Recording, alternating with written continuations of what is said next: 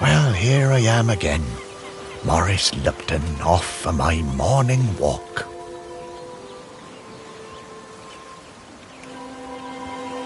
This must be the finest stretch of beach on the finest island the whole world over. For a little speck of land in the North Atlantic, it sure is a good un.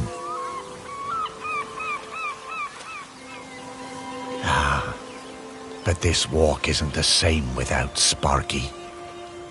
She did love chasing that tennis ball. Oh, Sparky, I miss you, girl.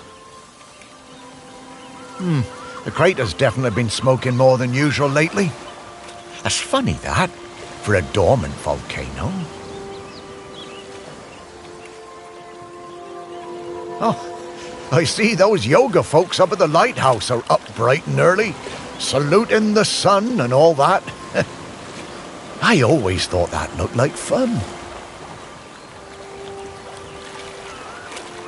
Shelmerston used to be a quiet place. You'd only come here if you liked fishing or bird watching. But since the new ferry service started, we get loads of tourists. But what you gonna do? It's always changing.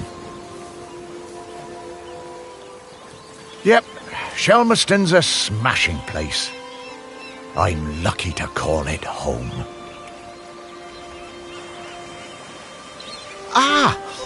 The bench. Yeah, this is, it's my bench. Yeah, the museum paid for it because I was the curator there. Yeah, and they did that to remember me because, oh yes, I am dead.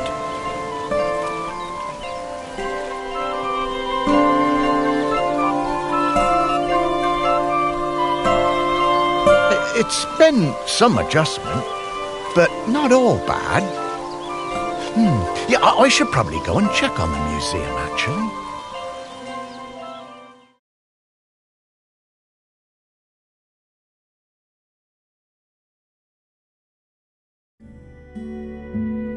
Yeah, I've been collecting the stories of Shelmerston for years now, here in my museum. There are so many stories, and wonderful ones. The museum started off small, but just grew and grew. It's shut at the moment, of course. Not sure what's going to happen with it now that I'm no longer doing it. I do like coming back here, though. Gives me a bit of purpose, which I've really missed since, becoming dead. Oh, one thing that's been keeping me amused. Since I've been dead, I found I can do some new things.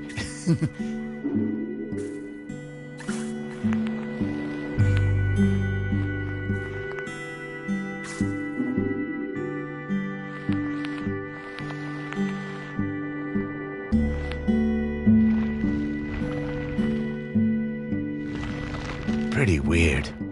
Yeah, I'm not sure what use it is, but it's been keeping me quite entertained.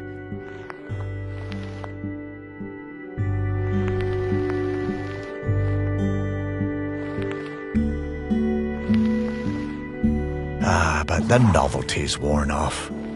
I mean, it's been, I don't know how long exactly, but an awful long time since I've had anyone to talk to. Well, anyone who talked back, anyway.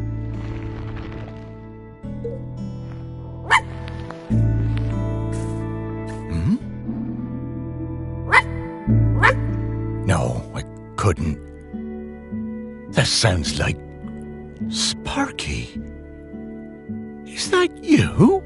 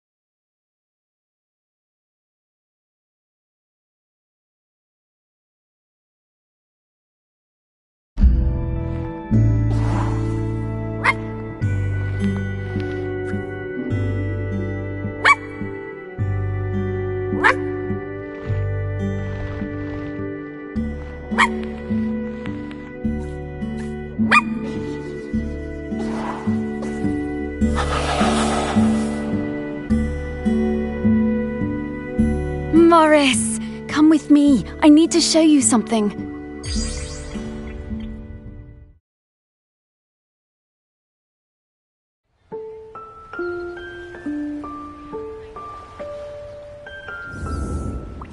Oh, it's Sparky? Morris, you worked it out. You can talk? Well, I could always talk. You just couldn't understand me. And you can hear me? Well, sure. You are talking, aren't you? Oh, Sparky! What is it, Morris? It's been so long. I thought I'd had my last conversation. Oh, I'm so very glad. I'm glad too, Morris. I've been waiting for you. We need to go... Oh, wait. Are you really my Sparky? My Sparky girl? Mostly. The best bits. But listen, I don't know how long before the volcano erupts, but it's not long now. The volcano? Erupting? But it's dormant. No. It has been dormant because of the custodian. But the custodian is weakening and we don't know how much longer they can hold on. The custodian? What are you talking about? Shelmerston is volcanic. It's supposed to erupt every once in a while. The only reason it hasn't is the custodian, keeping the island calm. Custodian keeping the island calm? Take your time, Morris. Dogs are better at understanding this kind of stuff than humans. The custodian is a ghost. Yes! Now you're getting it. The custodian is a ghost who appeases the island, keeps it safe to live on. But the current custodian has been doing the job a long time and really needs to retire. Well, and the island needs a new custodian. That's right. It's up to us to find a new one. There are 5 prospects that I know of. 5 ghosts still hanging around the island who haven't gone into the west yet. We need to find them and see if they'll take the job. What if none of the prospects wants it? If the current custodian fades away and there's nobody to commune with the island's spirit, well, that would be bad. Bad how, Sparky? Volcano bad. You've seen how it's smoking. We don't have long now. Well, could I be the custodian? Oh, I wish. But Ghost Code 342B dictates that the custodian must be a ghost who has been dead on this island for at least 1,000 days. And we don't have that long. Ghost Code 342B. Yeah, well, I suppose that makes as much sense as anything else. Right, let's get going, Morris. Our first prospect is Peter Noach.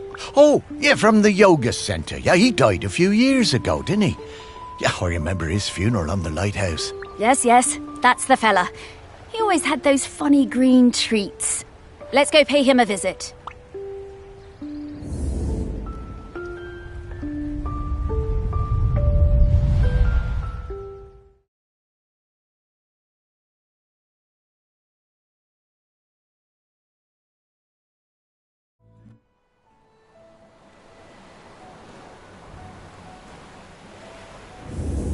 Wow, flying! Oh, this feels nice. What? Oh, right. Oh, you kind of forget about it after a while. I always was impressed with this yoga centre. Pete seemed like a chap who went through some tough times, and creating this place really seemed to help him. Yep, and it's still going strong. They're always busy with folks from the mainland. Yoga centre run by a robot. How things change. Well, it seems to be working out, though. So, now Pete's a ghost, so how do we find him? Well, remember that clue I sent you from inside my urn? The tag? Yeah. Right. So that was something special to me while I was alive that helped me channel my ghost. A kind of memento. So we need to channel the ghost of Peter Noach. And to do that, we need to find his mementos. And how are we going to do that? By looking into the memories of those who loved him best. People with memories of Pete will have little thought bubbles coming out of their heads. Those are a sign you'll be able to dive into that person's memory. I suppose that's hardly the strangest thing I've heard today. Oh, Morris, just you wait. Now, to recap. Find people who are close to Peter, view their memories, track down the mementos, and then leave the rest to me. So people, then memories, then mementos, then Pete. Yeah, think I get the idea. OK, let's go.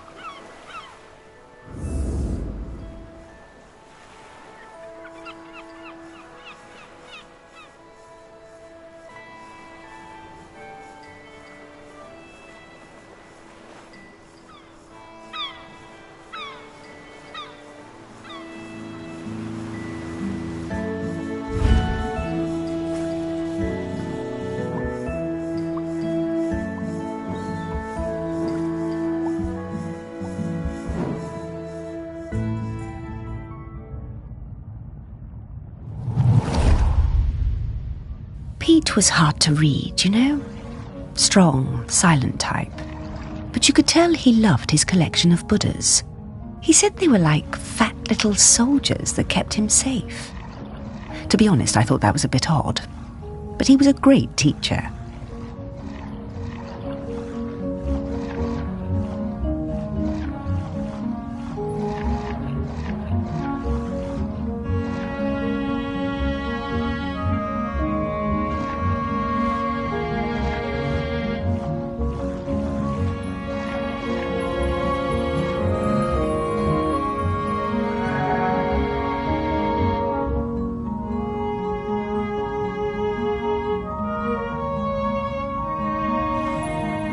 Pete was very protective about his collection, hated people messing with them, even telling off Em when she was dusting them.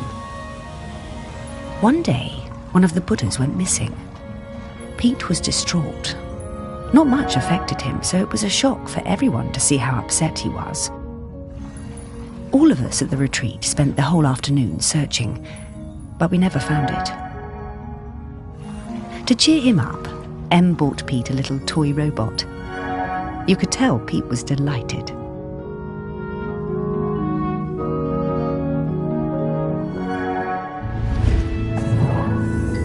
Ah, what a lovely gesture. She was a good friend, that Em.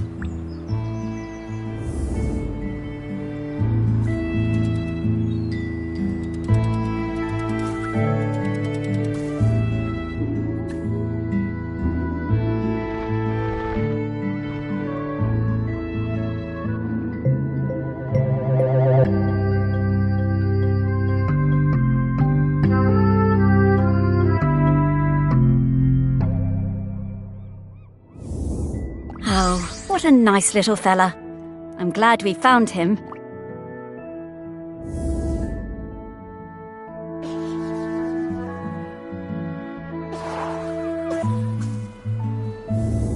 Okay, let's find some more memories.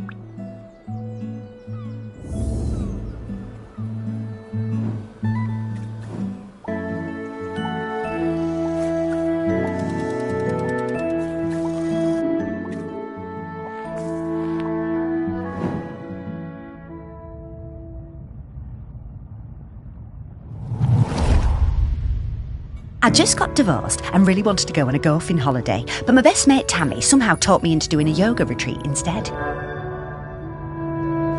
Yoga made me feel weird and uncomfortable. After the first day, I'd basically given up. I thought Pete was a bit angry with me. It was hard to tell. Exploring the lighthouse, I came across Pete's set of clubs. Bingo, I thought. I wondered where I could practice my drive. I took the clubs up to the observation deck and spent all afternoon perfecting my stroke. The sun was shining. It was the best time I'd had all week. Suddenly, I was aware of Pete watching me. My heart sank and I braced myself for a telling off. How wrong I was. Pete cracked a smile and joined in. Every evening for the rest of that week, we were up on that observation deck, driving balls into the sea. Best holiday in years. I even got into yoga by the end.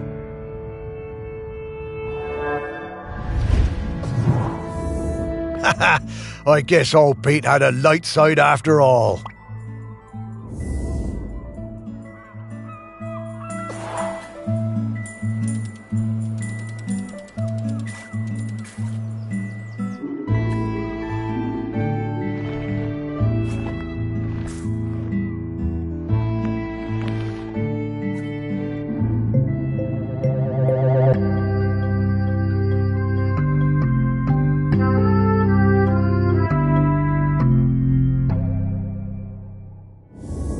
I wonder how many golf balls are in the sea around this lighthouse.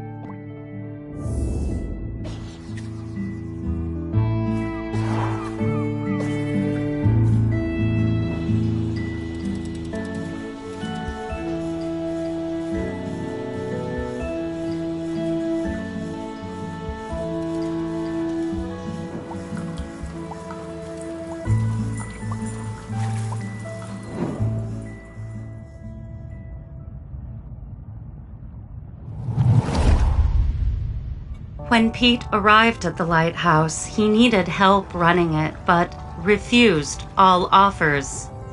Eventually, fearing the possibility of a shipwreck, Trinity House sent me to Shelmerston to help keep things running smoothly.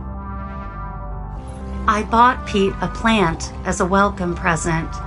He introduced himself very quietly, but didn't seem to want to say anything else.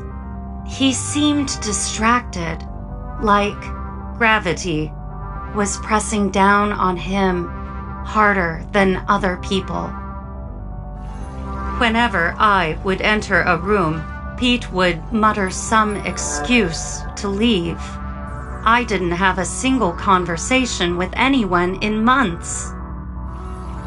Eventually, Pete noticed the plant. Then, Pete noticed me. That was the start of what became this plant room.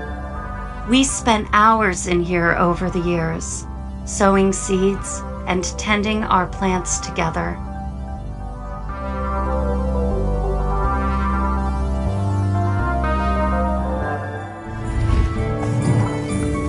Wow. Robots got complicated, didn't they? Yeah, I didn't realise how important Em was to Pete. I suppose everyone needs a friend. Huh, Sparky?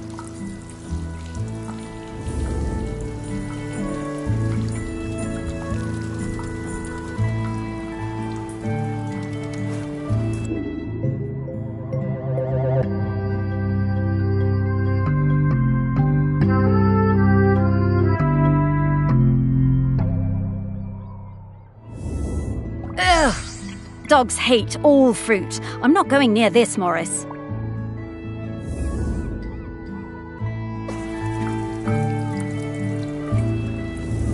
Hey, I'm starting to pick up the scent of something else here. I think it's Grenkins. Grenkins? Yeah, they're tiny spirits, distant relations of the island spirit. Apparently they bring good luck. When we get close to one, I'll pop up and let you know. Okay, Sparky.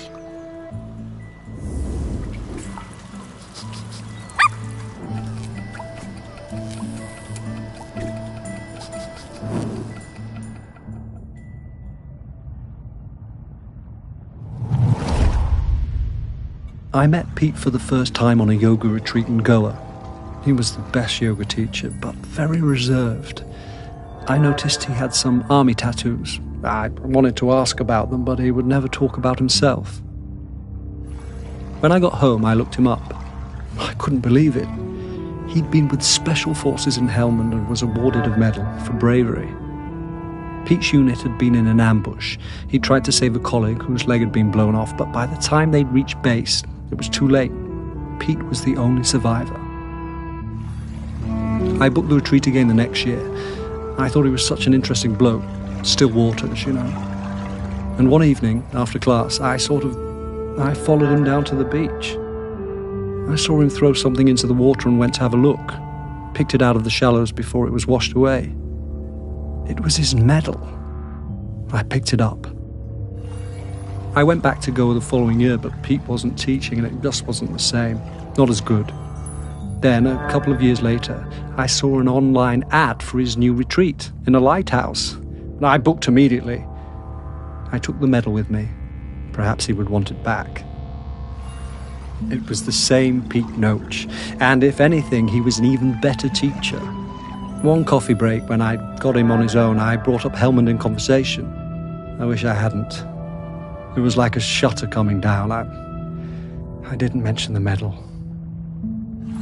I kept coming back for the yoga, and you know, over the years I saw Pete mellow. I think the lighthouse was doing him good. He even cracked a joke with the group once in a while. So, that summer, the one before he died, I decided to act. It was the day I was leaving and I showed him his medal. There was a moment of total surprise. I was worried then. But he took it. He turned it over in his hand. The poor guy was lost for words. He gave me a nod of thanks and slipped it into his pocket. I'm glad he got it back. Oh, Pete, I had no idea.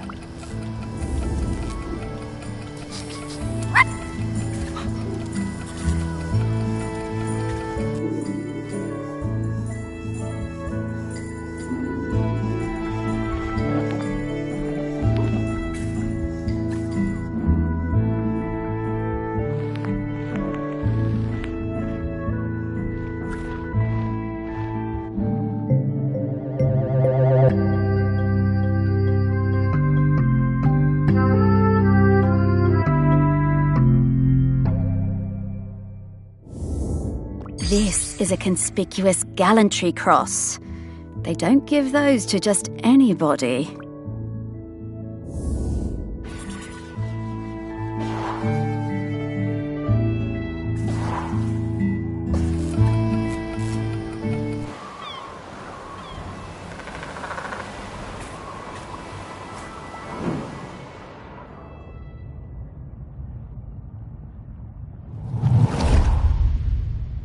I was getting ready to lay my egg.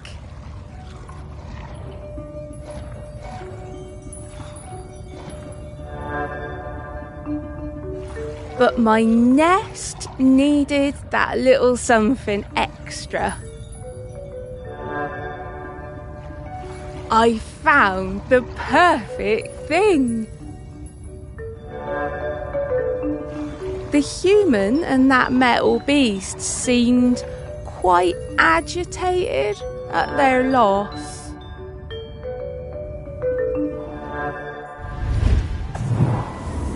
I always hated those blooming things.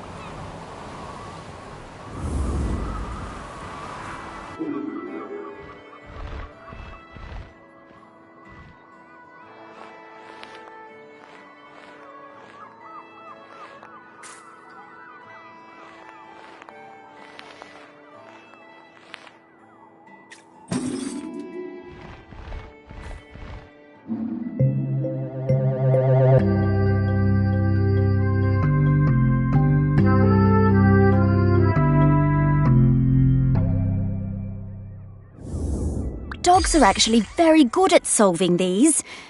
They're just hard for us to turn.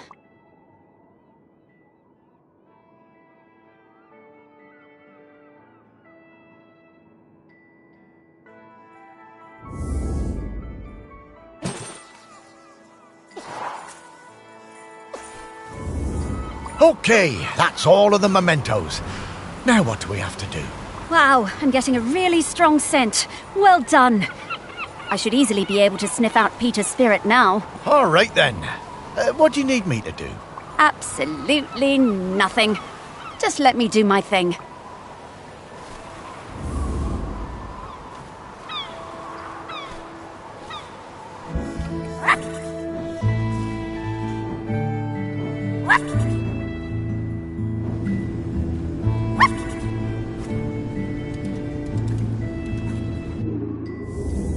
Okay, we're in the right place. But now we need to slice and rotate this object to just the right spot to get the Grenkin out.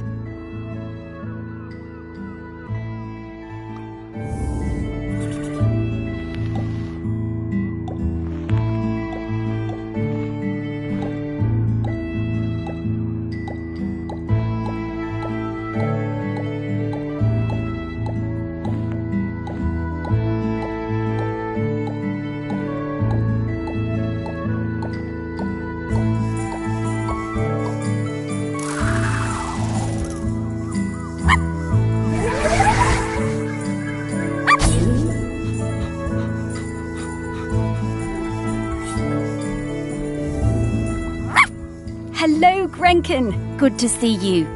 Morris, These spirits have been on Shelmerston for thousands of years, and they bring good luck. We should definitely keep finding them.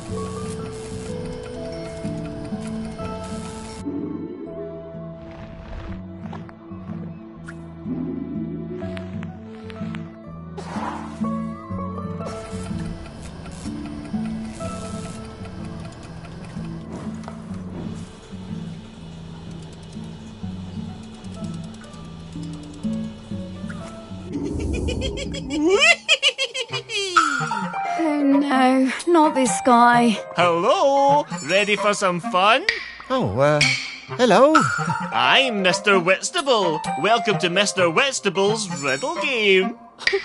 Morris, we don't have time for this. Let's get back to work. Mr. Whitstable just wants you to enjoy yourself, solve my riddles and achieve true happiness. Oh, these do seem kind of fun. Whatever, Morris. Oh, Sparky.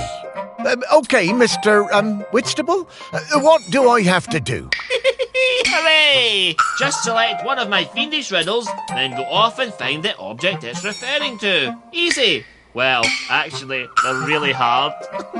Ha! Oh, we got this. Come on, Sparky.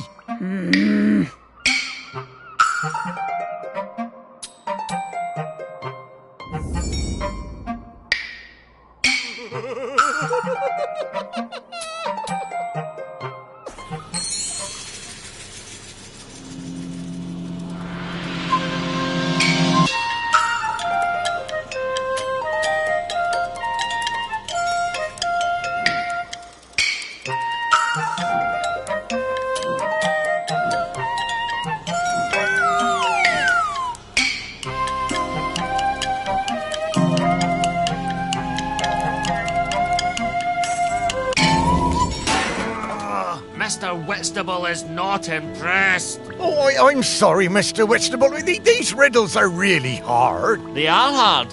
Maybe unfair too. But hey, if you don't have what it takes to become a riddle master, Morris... No. I'm sure I can figure them out, Mr. Whitstable.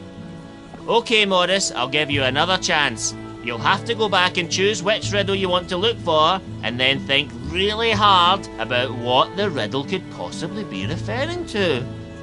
Oh, will do. Oh, thanks, Mr. Whitstable. I won't let you down. Morris!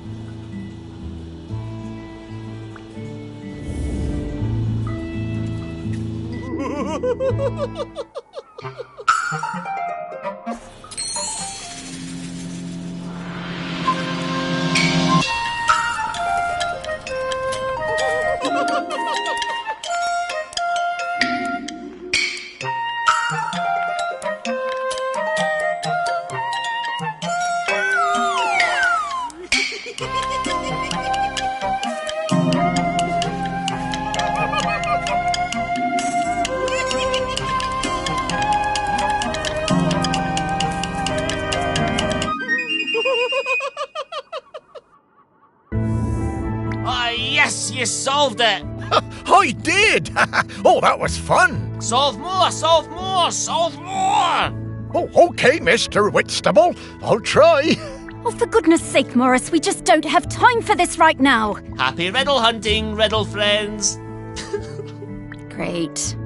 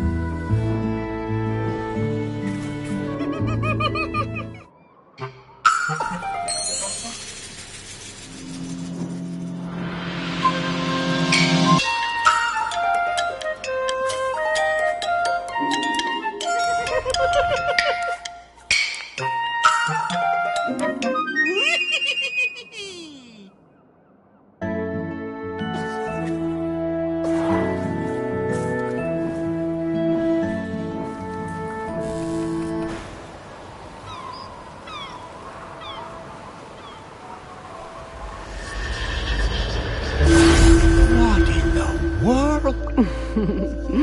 There's many things in the world you haven't seen, Morris. Those things, Yep. Yep. Those are all of Pete's fragments.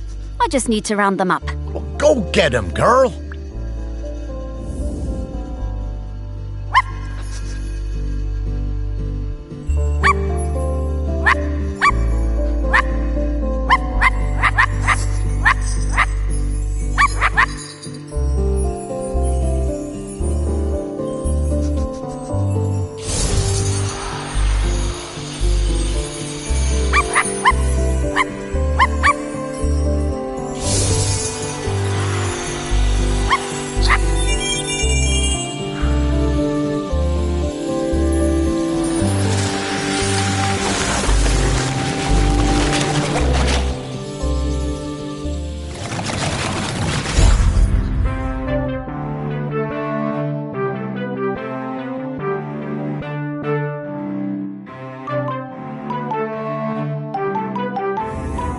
Pete! Oh, wow! It's really you! Well, it's me, Morris. Morris Lupton. Of course I remember you, Morris. It's lovely to see you. How's death treating you? Oh, well, you know, it's a bit jarring, but, well, I'm having a nice enough time. But listen, Pete, we've come to ask you something. Do you know about the custodian? The custodian? The person who communes with the island, yes? I've noticed the volcano looks like it's waking up. Yes, well, that's the thing. We need a new one. Oh, me? To be the custodian? Oh, Morris, I'm flattered, but I don't think I'm the one for this job. I spent my whole life and my whole afterlife trying to find peace. And lately, I think I found it. I'm satisfied with how things turned out. I'm finally ready to go into the West. I don't want to stay around any longer. Well, fair enough. Would you want to come with me? I would be grateful for the company. Well, that's kind of you, but I do really need to help find a new custodian. Maybe afterwards. I understand. Well, best of luck with the search then. I'm sure you'll find someone perfect for it.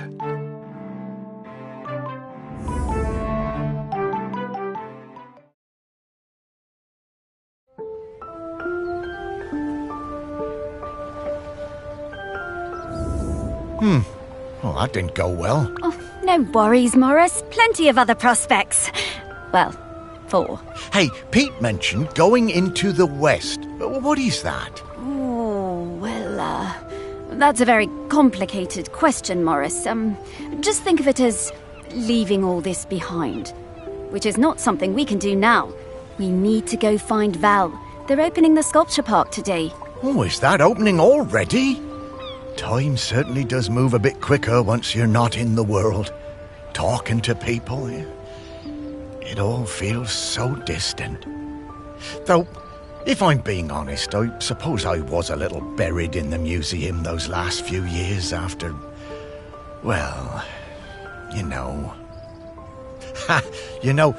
You might say I started living like a ghost well before I became one. Oh, you weren't a ghost, Morris. That museum is full of life, and ghosts can't give belly rubs anywhere near as well as you did, trust me. Now let's get going. We're gonna find Val. Ah, yes, Val. I do feel a bit sorry for her, having her home invaded by all these silly artists. Maybe, but at least we have a laird who's interested in doing nice things for Shelmerston. I suppose so. I was never sure about letting all those artists stay on Shelmerston, but I must admit that his heart's in the right place. Well, let's find Val then. After you, Sparky.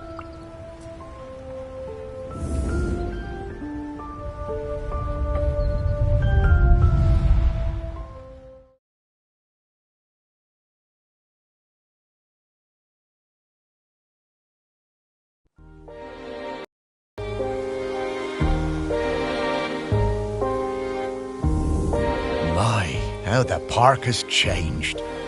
I barely recognise it anymore with all these artists buzzing about. Oh, they're not so bad. So many different and exciting smells. Yes, well, you and I have always valued different things in smells. And now we need to sniff out Val.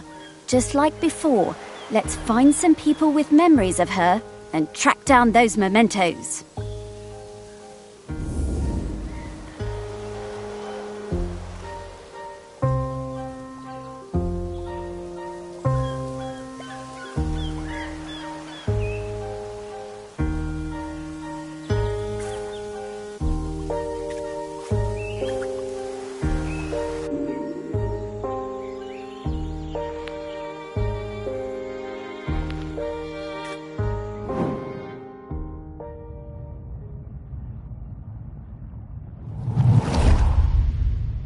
Gloves!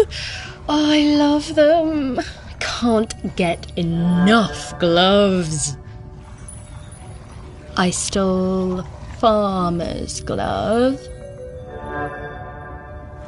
I stole the fisherman's glove.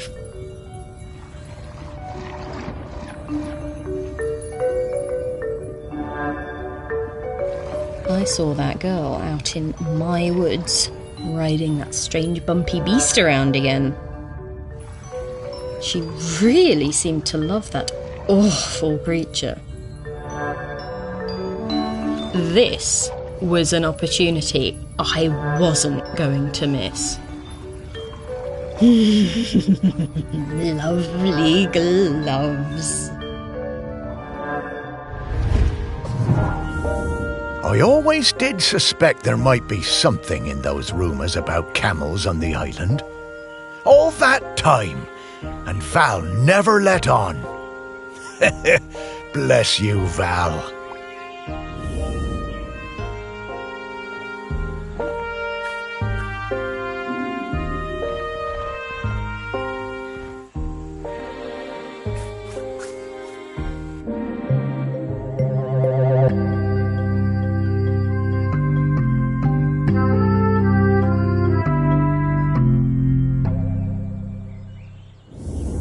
Hey, Morris, I bet you wish you were alive so you could rub me with this glove.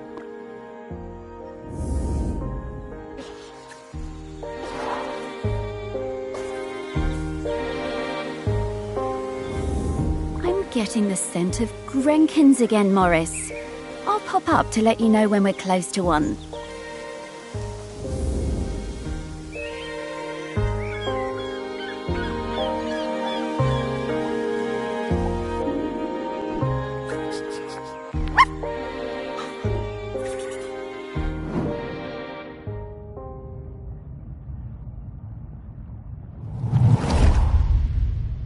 In the last summer, before our GCSEs, Val and me spent a lot of time together, usually wondering how we could get our hands on something to drink.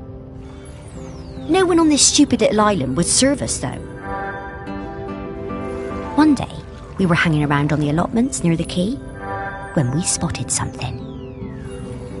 And so, later that night, we went into the woods behind Val's house to drink it, sitting on top of that ancient stone that they say protects the island. But there was no way we were going to get through it all, so we decided to bury the rest.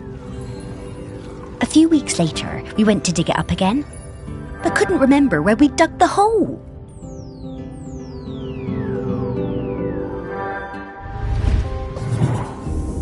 There is so much of our history buried on this island. Stories everywhere, right under your feet.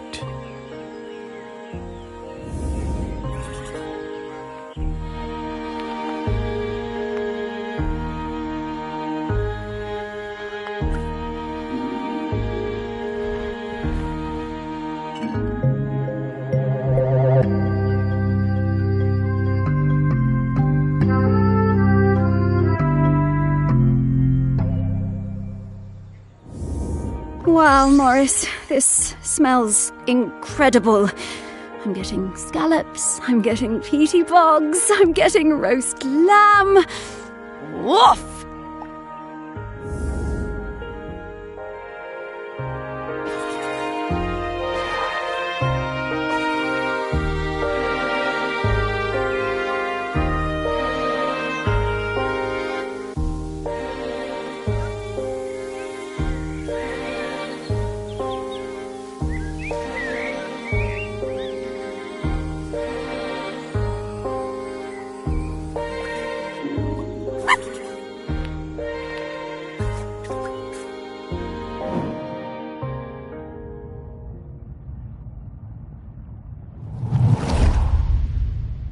I spent the summer of '83 with Henry Outram, Laird of Shelmerston, in his grand hall working on a new piece.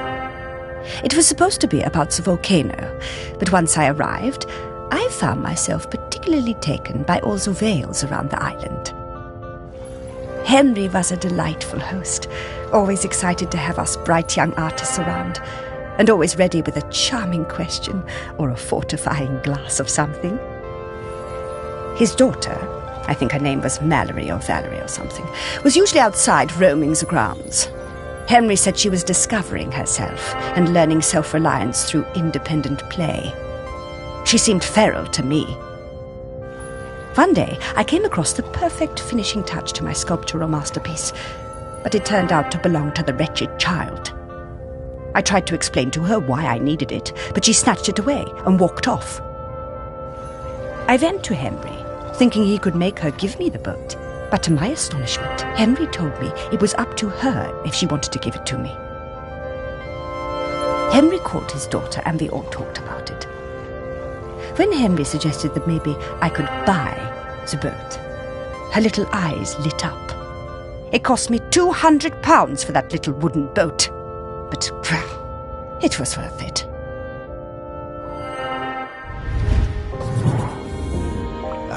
Henry was a good dad at heart, caring about Val's feelings, and treating her like a grown-up even when she was little. Partly how she became so independent, I reckon.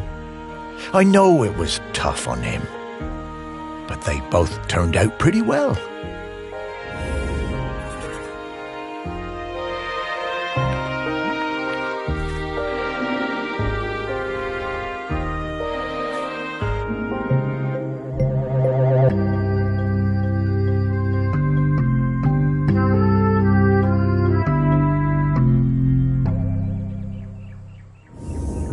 I wonder how many people even saw this.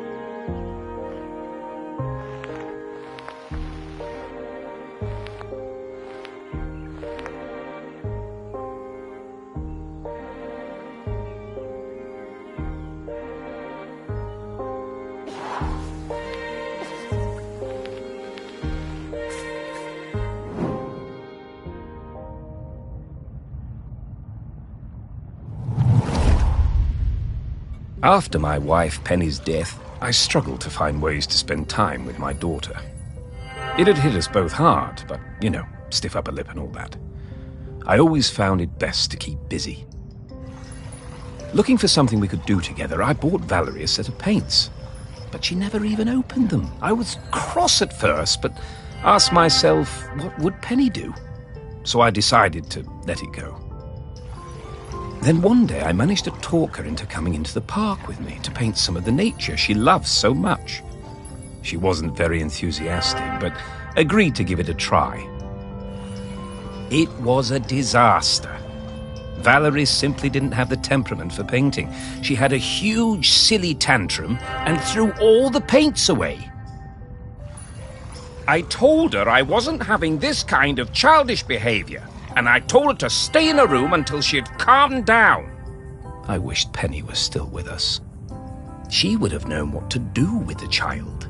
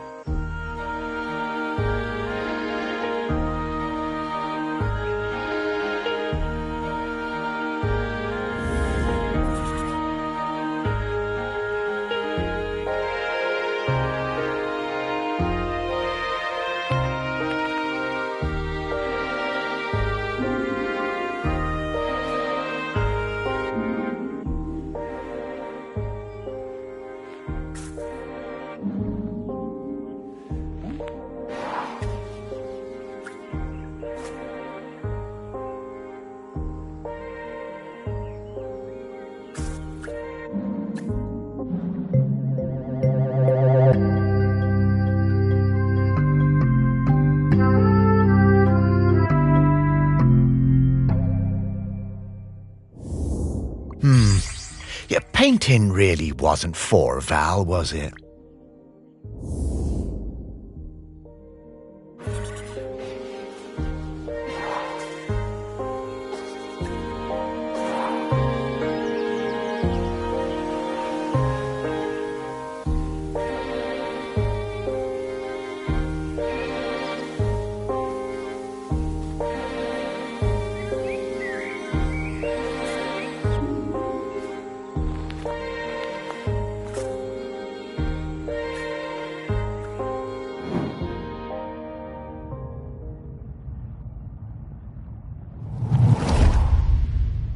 The famous sculptor Vernon Russet was working on a huge statement piece in my honor, a statue of a camel with my head.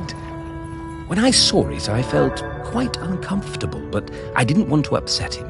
Poor Vernon could be awfully temperamental, sinking into dark moods for days. The week before the public unveiling, Vernon had me visit the statue. He needed to make some final adjustments to the face. Valerie came along too. She looked like thunder. She hated that statue and wasn't afraid to show it. I couldn't help thinking how like her mother she was. When the statue was revealed, the nose was missing. Fortunately, we all managed to cover our surprise and act like nothing was wrong, so no one was any the wiser. Some fellow from the Times wrote a glowing review, so Vernon wasn't too glum about it. I'm pretty sure I know what happened to that nose.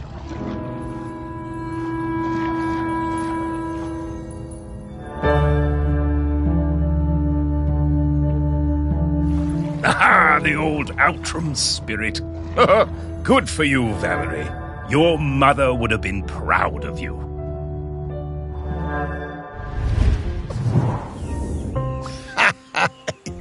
Yeah, Val told me about this. She had a whole speech prepared in case they figured out it was her who cut that nose off. But she never even needed it.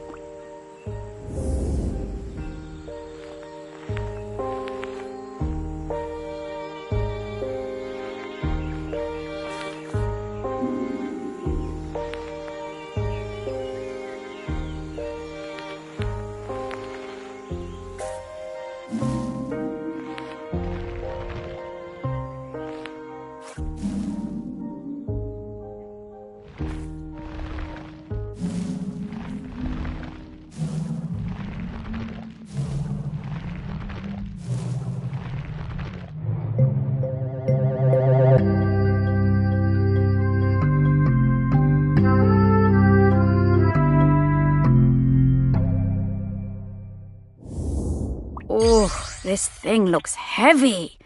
I'm surprised Val was able to even lift it.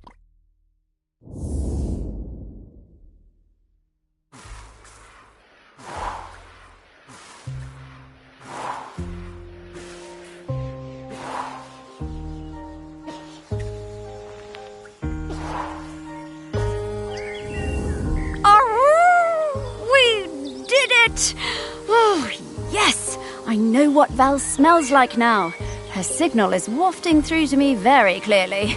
Time to fly.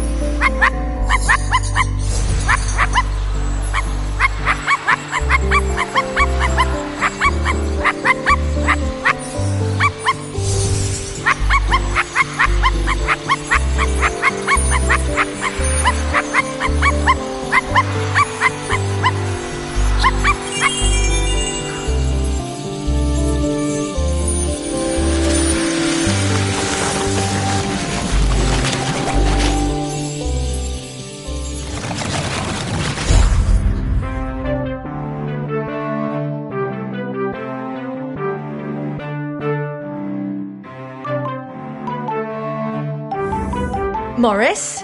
Morris Lupton? Is that really you? And Sparky? Val! Oh, it's so good to see you again. You too. You're looking very,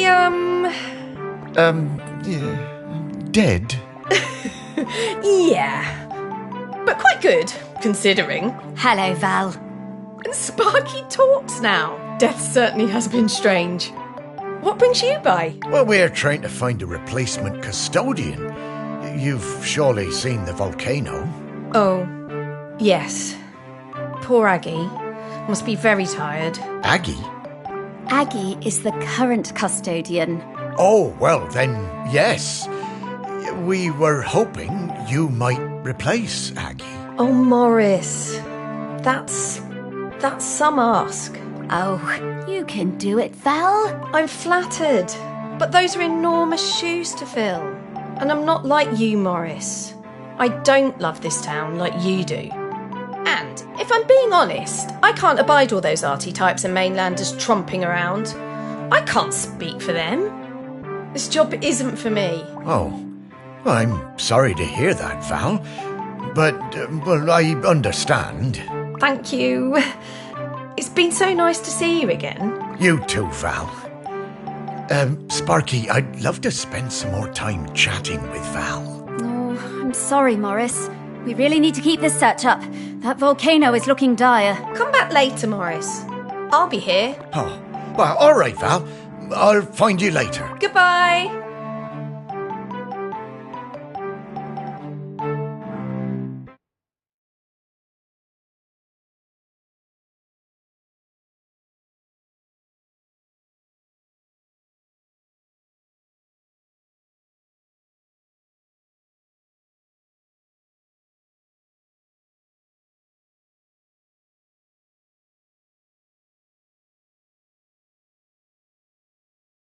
Oh,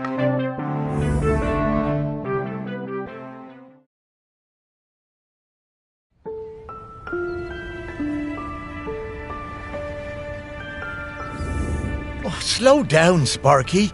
I need to get some things straight. No time, Morris. We need to find the next prospect. Well, it's just that I don't quite understand what we're doing. We're looking for the custodian. Well, I get that bit, Sparky, but what does the custodian have to do exactly? Oh, well, it's hard to explain with your human words, but, the custodian kind of mingles with the island, becomes a part of it. A part of the rock, the volcano? Yes, the rock, and the sea, and the animals and plants. The custodian becomes a part of all of these things. It becomes part of the island spirit. And you give up being a ghost? Yeah, well, a walking around talking kind of ghost. Stop being someone who can go into the West. It's quite a sacrifice. Oh, wow. Well, no wonder Val doesn't want to fill those shoes. Aggie must be a legend. Well, she really is. I always thought there were those folks destined to be mayors and, I suppose, custodians. And then there are people like me and Val, destined for smaller lives. What? Small? Morris, your heart is as big as the island. Everyone knows that. I suppose I'm more like one of those island oddities in the museum. Yeah, and they were always the visitors' favourites. Now, we need to move on. Next up is Ogden Beckett, in the Old Town. Ogden it is. I'm right behind you, Sparky.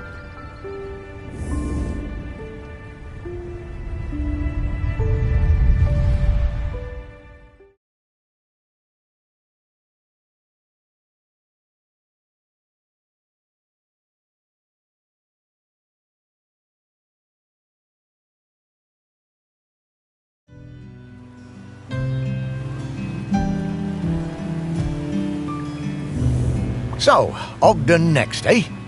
I'll be glad to see him again. His music always hurt my ears, but he was good at chin scratches. Oh, lovely guy. Oh, look, the ferry's coming in. There'll be loads of tourists all over this quayside soon. Well, I suppose they won't get in our way much anymore, eh, girl?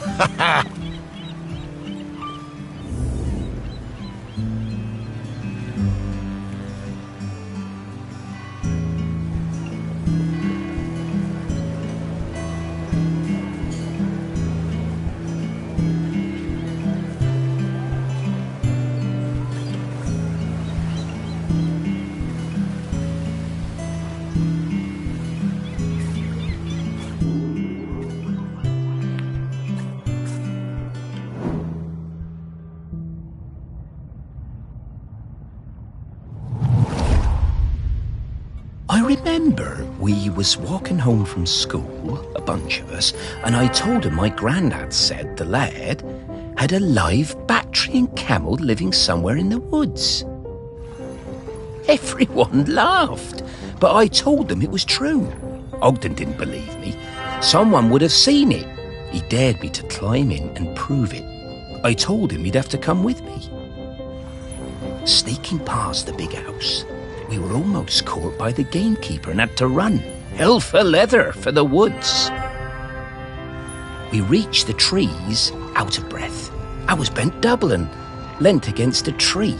Ogden had better breath control and he recovered quickly. He saw it first. The clouds parted, the moon shone down, and Ogden gasped. And then I did too. Was it? It was. The next day, we were kicking ourselves. We had no proof. No one was going to believe us. But we knew what we saw.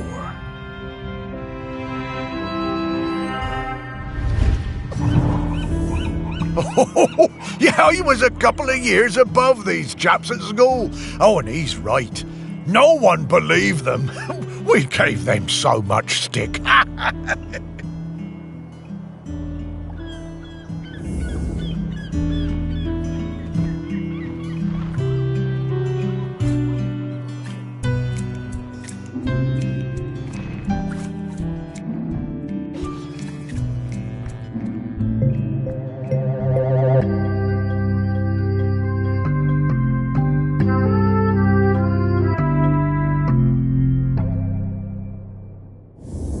Camels are so obviously a made-up animal.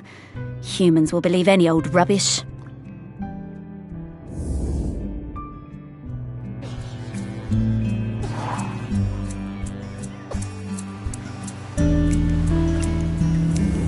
I'm getting the scent of Grenkins again, Morris. I'll pop up to let you know when we're close to one.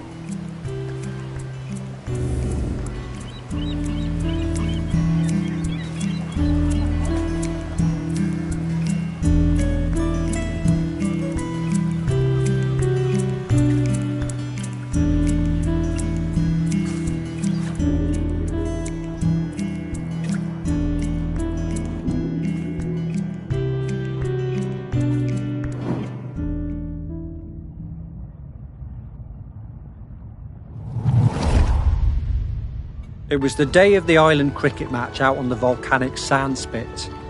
We had lost to Appledore for the past 3 years and it was my first year as captain. I didn't want another loss on my watch. Ogden had just come back from New Zealand and told me he'd be up for it. I wasn't sure. I remembered Ogden from school. He was lanky and good in the field, but batting... not sure. Ogden showed up with his own bat.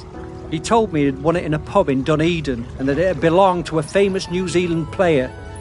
I wondered whether I should put him into bat at all, but Ogden whispered to me that he'd been playing on deck all the way home.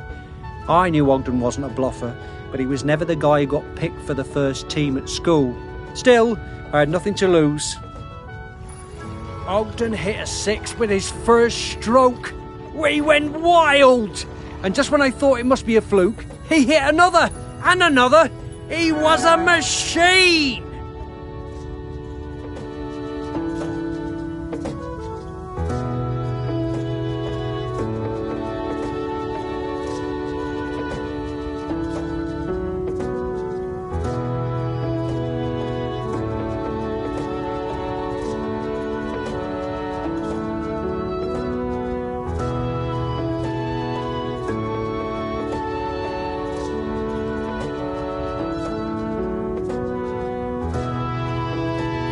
Ogden hit so many cricket balls out into the sea that we had to stop play. We'd run out. It was a stunning win, and we carried Ogden back across the sand and into the Camel. Even though he'd won the match pretty much single-handedly, he insisted it was all down to the bat and plenty of practice. Ogden was solid gold. How's that? What a great day that was. And we've beaten Appledore every year since. Those poor chaps never did recover from Ogden's incredible batting.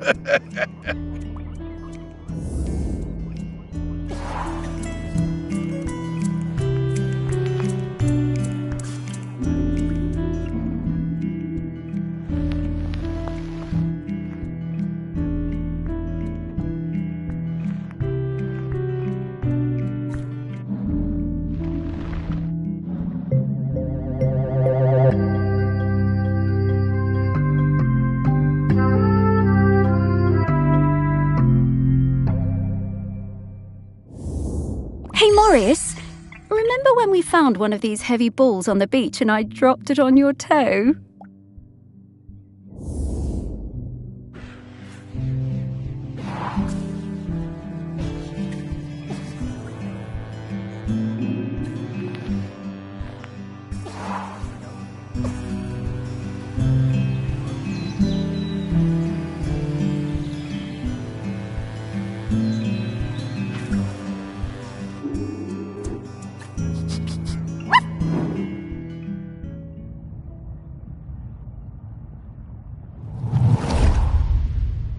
I remember when a young Ogden asked to join the Shelmerston Silver Band. I recognised his talent immediately. He could play anything, that lad. Literally anything. Eventually he settled on the sousaphone, which he always insisted on playing with his lucky bronze mouthpiece. One evening after the Silver Band played a storming concert in the Camel, Ogden and Sally got it into their heads to go for a night's swim in the harbour, young love and all that. Ogden left his mouthpiece behind, and when we came back the next morning to pack up, it had disappeared. It really rattled him. Ogden was worried he wouldn't be able to perform without it, but of course next time we played, he was just as good as ever. Didn't need any lucky mouthpiece, Sir Ogden. He could play anything, that lad.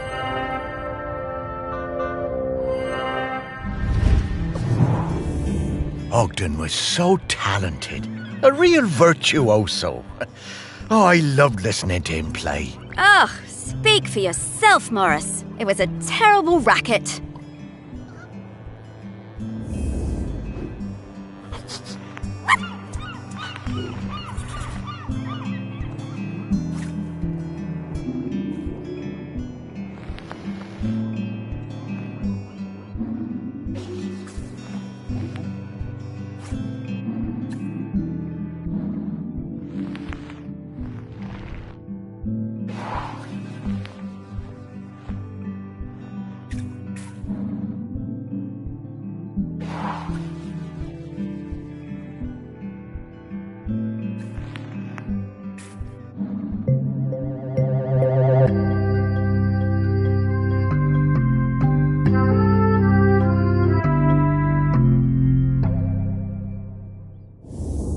They seem to have been using it as a funnel.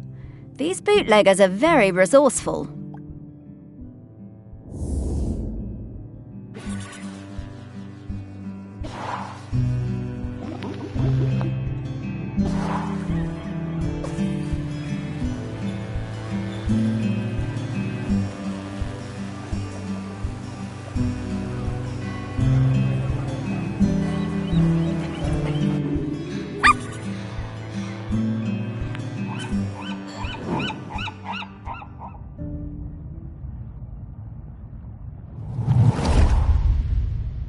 We were 14 when we started going out. Me and my friend Cassia had started a beach clean at the weekend, and Ogden turned up with his mate Godfrey. I had no idea Ogden liked me.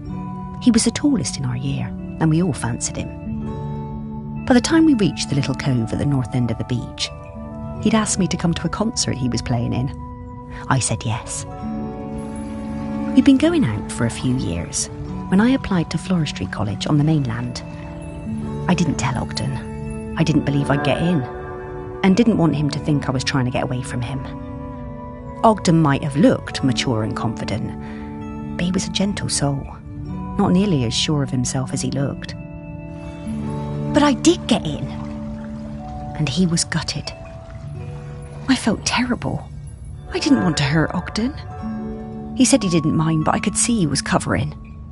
My last week on Shelmerston was really hard. Every time I saw him, it felt so strained, and I couldn't sleep.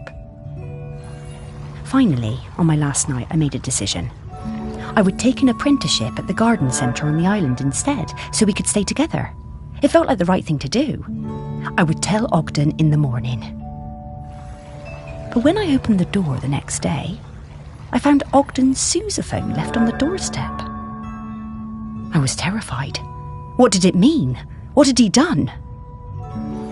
I ran down to his house, my heart in my mouth. His mum, she never did like me, was a little bit smug. She told me Ogden had sailed off to New Zealand.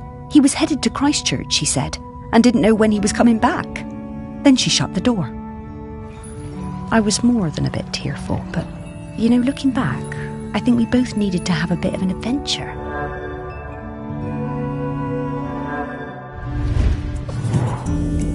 I spent a lot of time with Sally during this period.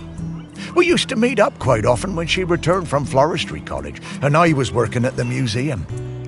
For a while I thought maybe we would get together. But she always seemed a bit out of reach, sort of distracted. Well, it makes sense now.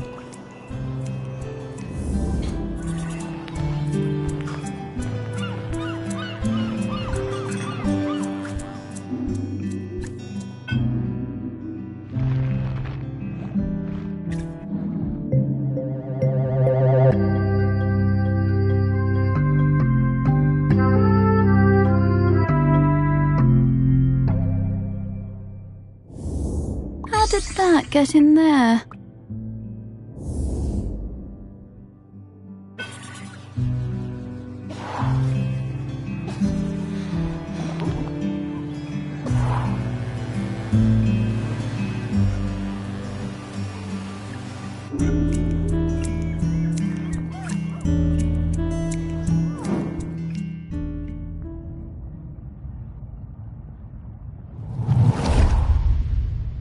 I missed Ogden so much, and for the first month there was no letter at all. I took my place at college on the mainland without knowing how he was feeling. It was a shock how low it made me, even though I was working with flowers, my dream job. I threw myself into making friends and working as hard as I could. I wondered about him travelling the world, without me and without his sousaphone. What he was doing, how he was feeling. Then the letters started arriving, and it was amazing. Each one came with a penny from a different country. One from Valparaiso, another from Dakar. I wrote back and told Ogden about my course, trips to Kew Gardens, which were amazing. And Ogden told me about his voyage, watching dolphins and flying fish, crossing the equator. Sometimes we were both lonely. We poured out our hearts to each other. In a funny way, I think the letters made us closer than ever. When he arrived in Christchurch, he'd send me flowers pressed in his letters. I sent him a shell from home, and then he sent me a New Zealand halfpenny. It was my favourite. On one side was the head of a Maori tiki. Ogden told me it was lucky. I came back to the island, and when my father died, I opened up my own florist shop on the quay. I tucked the halfpenny under the front step for luck, polished up Ogden's sousaphone and put it in the window. They both brought me luck, and the shop flourished. One day, Ogden showed up at the shop, completely out of the blue. He told me there was nowhere like Shelmerston, and no one like me. I was so thrilled to see him, I asked him to marry me there and then. He said yes.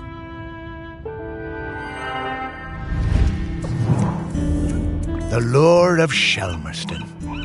It always pulls people back when they try to move away. They were a lovely couple, Sally and Ogden.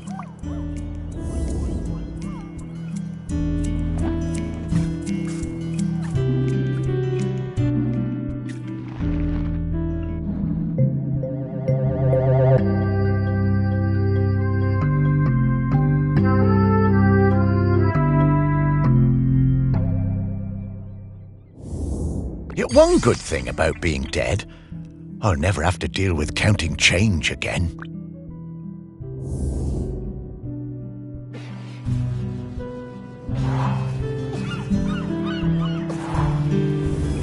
Ah, yes. A very distinctive odour indeed. I reckon I can find him from this. Here I come, Ogden.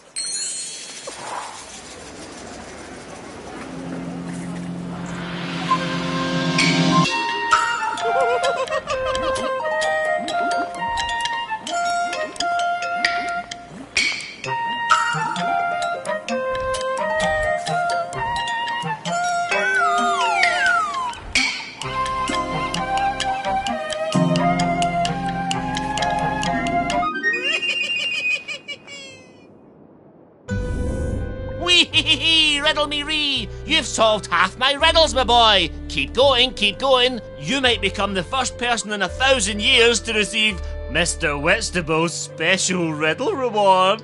Whoa! Okay, Mr. Whitstable, we'll keep at it. Why?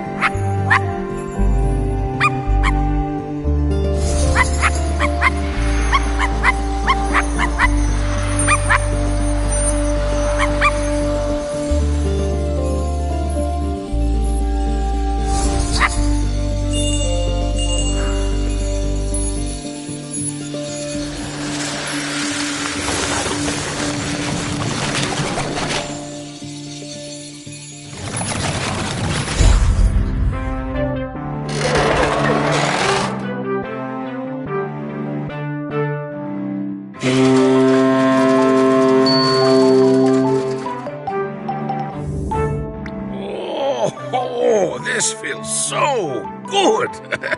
Terrific to see you, Morris. Oh, it's great to see you too, mate. Have a stretch, Ogden. We have a question for you. Sparky! Owner of the very finest singing voice on the island. What can I do for you? Well, it's about the custodian. We need a replacement. Ah, yes. I've heard that volcano rumbling. Poor Aggie must be very tired. Yes, she is. We need a replacement. Oh, you want me to be the custodian? Well, I'm honored, but I can't. Are you sure? The island is in dire need. I know, and I sympathize, but Sally is the other half of me. I need to watch over her. Everything else may be changing, but she's my constant, and I'm hers. I need to go into the West with her when it's her time. Yes, I understand. You two always did have an enviable connection. We were very lucky to find each other. And I'm still lucky just to watch over her. Makes this place still feel a bit like home, even as it changes. So I'm going to stay. But listen, once you've found the custodian, come back and enjoy a sniff of that beer in the Camel with me, eh?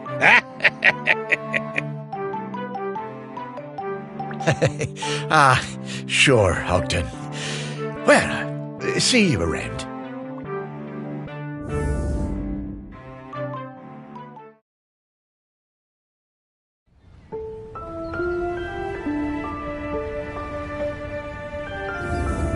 Well, after all these years, Ogden still carries that torch for Sally.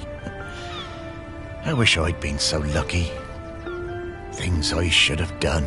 You were busy with the museum, Morris. And you did walks and you did fetch and belly rubs and... Yeah, all right, yes. I was very busy. Thank you for reminding me. You did plenty. But now you need to find the next custodian. Hey, how long has Aggie been custodian? Oh, a little while now. You've met her, actually. I have? Well, her body, anyway. In the museum. What? Her body? In the museum? Oh, wait! That's right, Morris. The Bog Lady. The Bog Lady of Shelmerston. What, that's Aggie? Mm-hmm. Well, that's her body anyway. Her spirit is all around us, of course. But Aggie is Bronze Age. 3,000 years. She's been custodian all that time? Yep. Wow. No wonder she's tired. More tired every minute. We need to get to the next prospect. Greg Litherland, at the campsite. Greg. Okay.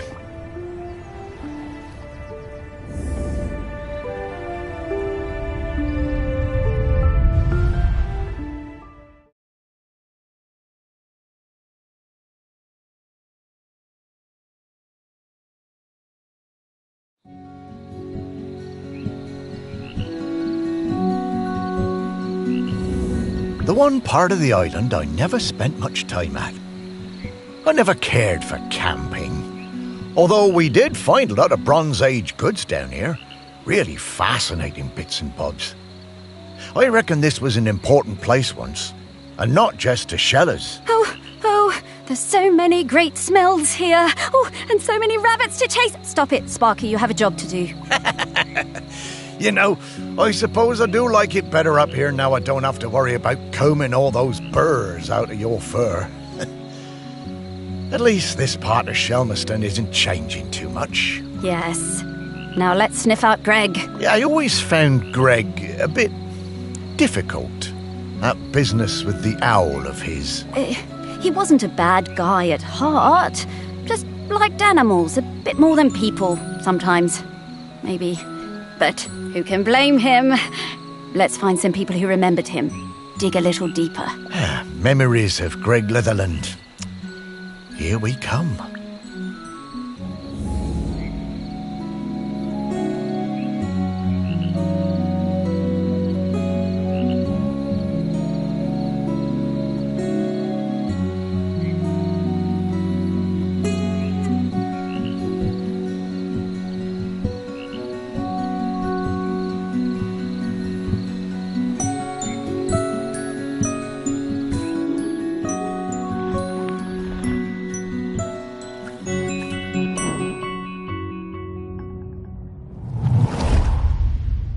I only knew Greg briefly, from the summer that I took over the campsite and he retired. He seemed harmless enough, if a bit strange, living in that nasty little caravan. As part of his official handover process, he gave me a big box of rule books that I was apparently supposed to give every camper when they arrived. I couldn't believe them. The amount of inches apart each tent had to be, the angle of pitch, permitted colours of guy ropes.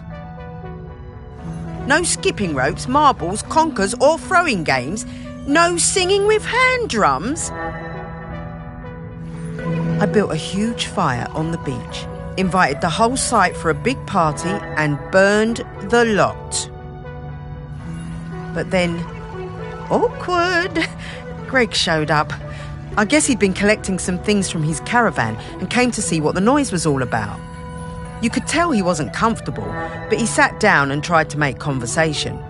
I told him how beautiful I thought Shelmerston was, and he started telling me all about the wildlife here and the best places to spot birds.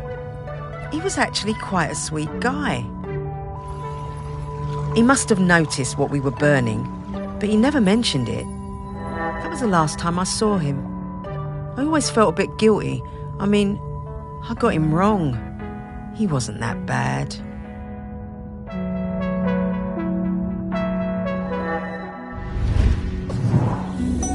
Well, it's a good thing she kept one of them. It must be around here somewhere.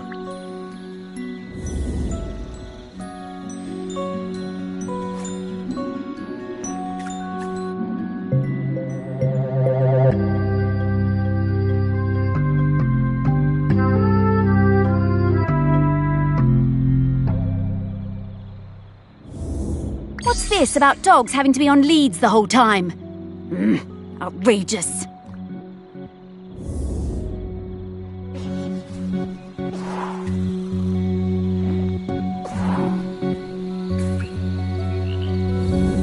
I'm getting the scent of Grenkins again, Morris.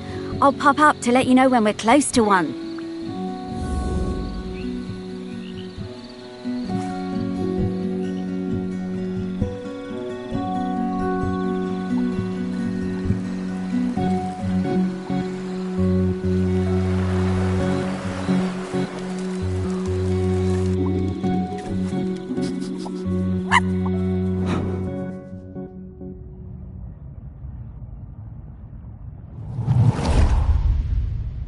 Miles and I came to Shelmerston for the Sheller Cup final.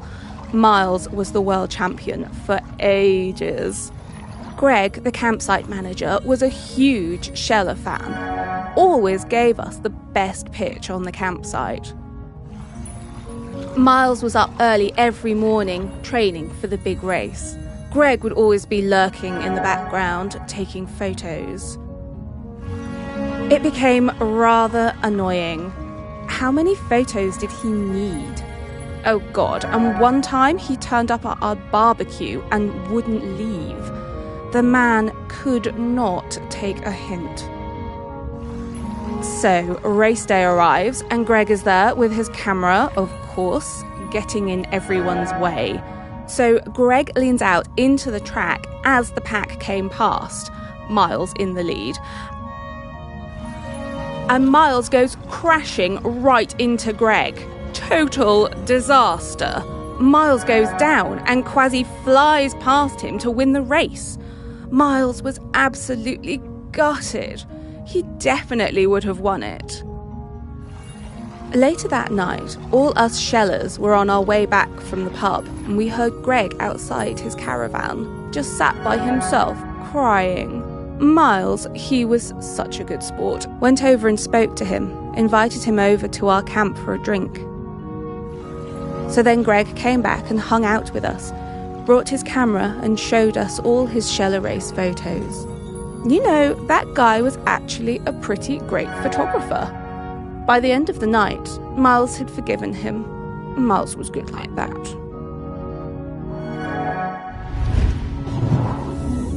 Shellers? I've never understood the appeal of that. Seems bloomin' uncomfortable to me. Poor old Greg. He was always rubbing people up the wrong way, but he meant well. And he really loved this place.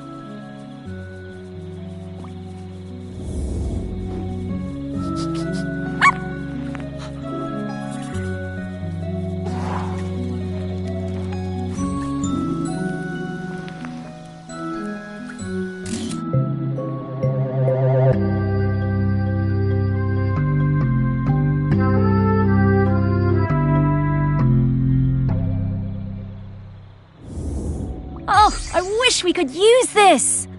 I am a very photogenic dog, you know.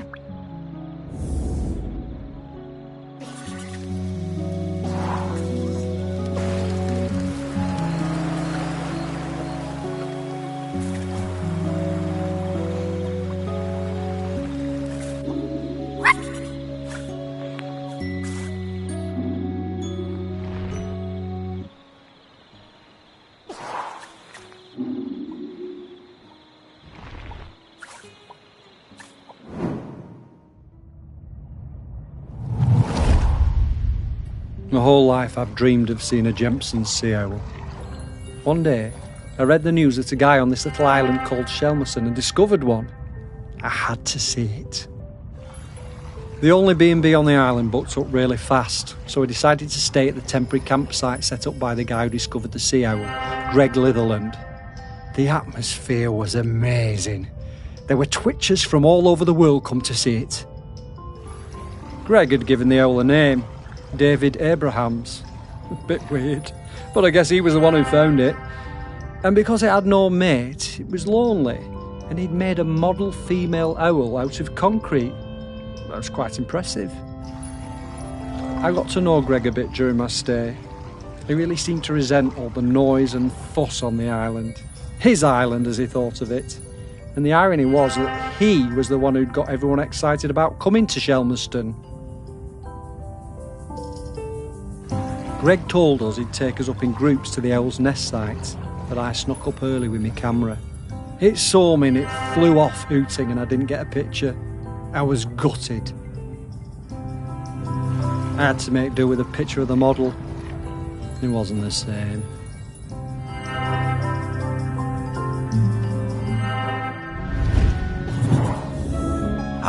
I remember that. All those bird watchers suddenly arriving and nowhere for them to stay. I didn't think Greg had it in him to start a campsite, but he somehow pulled it together.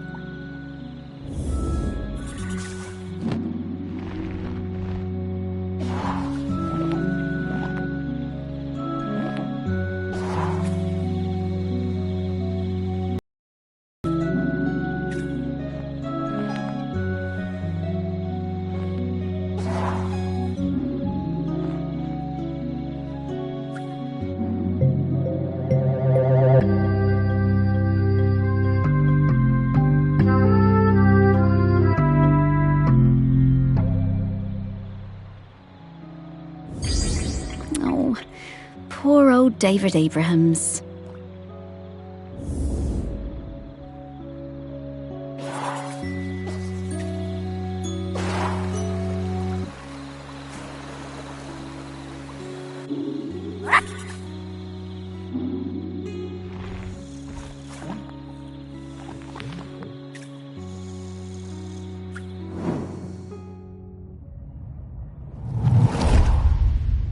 I love camping. We've come to Shelmerston every summer with the kids for years. OK, our tent is a bit bright, but that means the kids can always see it. Greg seemed angry about everything this year. He told us our tent was outside of the regulation colours, and being around the kids seemed to really upset him. But they were only being kids, just running around playing. Greg was blowing that bloody whistle every 5 minutes. One day, Greg confiscated my little one's kite. He was terrifying. We still sometimes get nightmares about it. I had to do something. When I saw Greg put the whistle down, I pinched it and took out the pea. You know, the thing that makes the noise.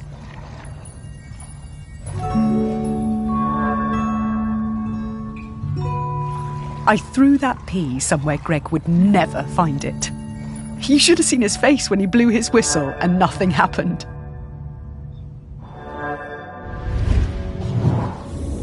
I always wondered how Greg managed to get so good at hand whistling.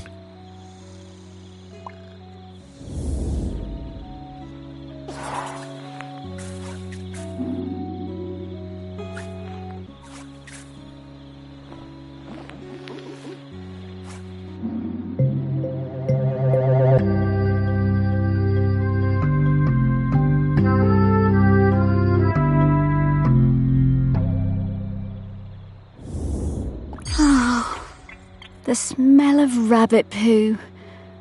It doesn't excite me the way it used to when I was alive.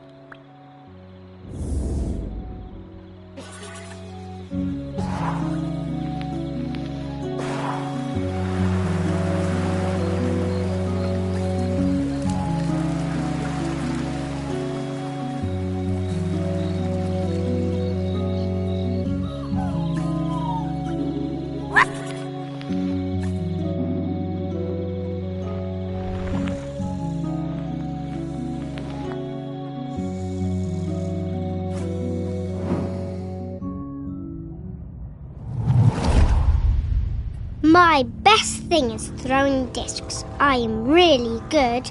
I like playing with Dan and Toddler. It's our favourite thing when we go camping on Shelmerston.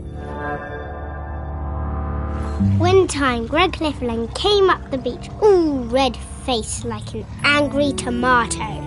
He pointed at a sign. It said, "No throwing games." He was yelling and shouting at us. He told me to give him my disc, but I wouldn't. I threw it high up, into the air. And it went bang into a massive bird. Then the bird fell into the sea.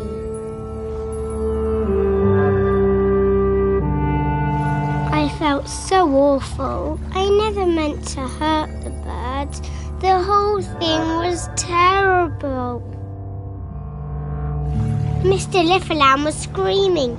He waded into the sea, picked up that bird and carried it back to the beach. He was crying and crying. I'm sorry, Mr. Liffeland.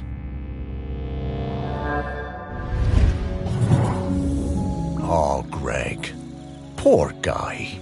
Oh, and that poor bird. I guess that explains why he was always so prickly.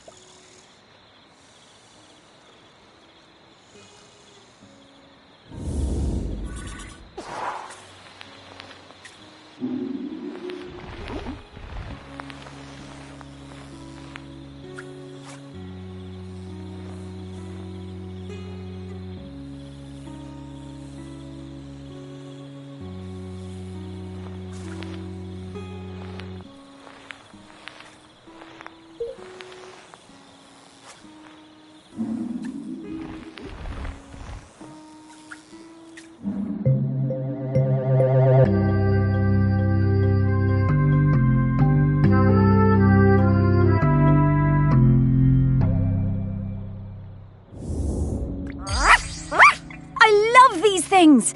Reminds me of our walks on the beach.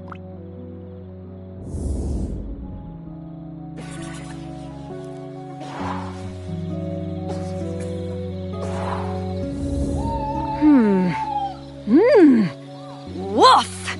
Okay, I've got his scent. It was quite faint, but I'm a very good dog. Let's go find him.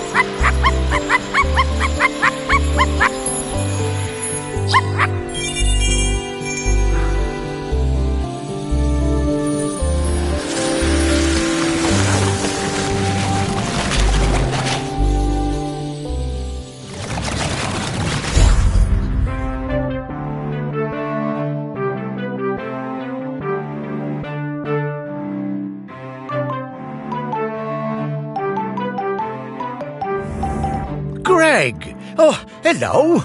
Morris, what are you doing here? Oh, hello there, pup. Hi, Greg. You can talk now. Rather prefer my animals when they don't talk. Yeah, Greg, we need to ask you, would you be interested in being the next island custodian? It's a very important job. Oh, no, absolutely not. This is your mess, and you can sort it out. My mess? Well, how do you mean? You dug her up. I warned you, and I warned you when we were still alive that those archaeological digs were a bad idea. And now we know exactly how bad. Well, now hold on, Greg. That's not how that works. Oh, isn't it, talking dog? 3,000 years, no eruptions. You dig Aggie up, and then suddenly her grip on the island is weakening. Well, some coincidence that sounds like. I didn't. I never did. No. There's no way I'm doing that job. It's too much obligation, it's not my responsibility, and frankly, one lifetime of humans was plenty for me. Now, I'm going to stay right here until I can find David Abrams. Fine. Thanks, Greg. See ya, I suppose. Thanks, Greg.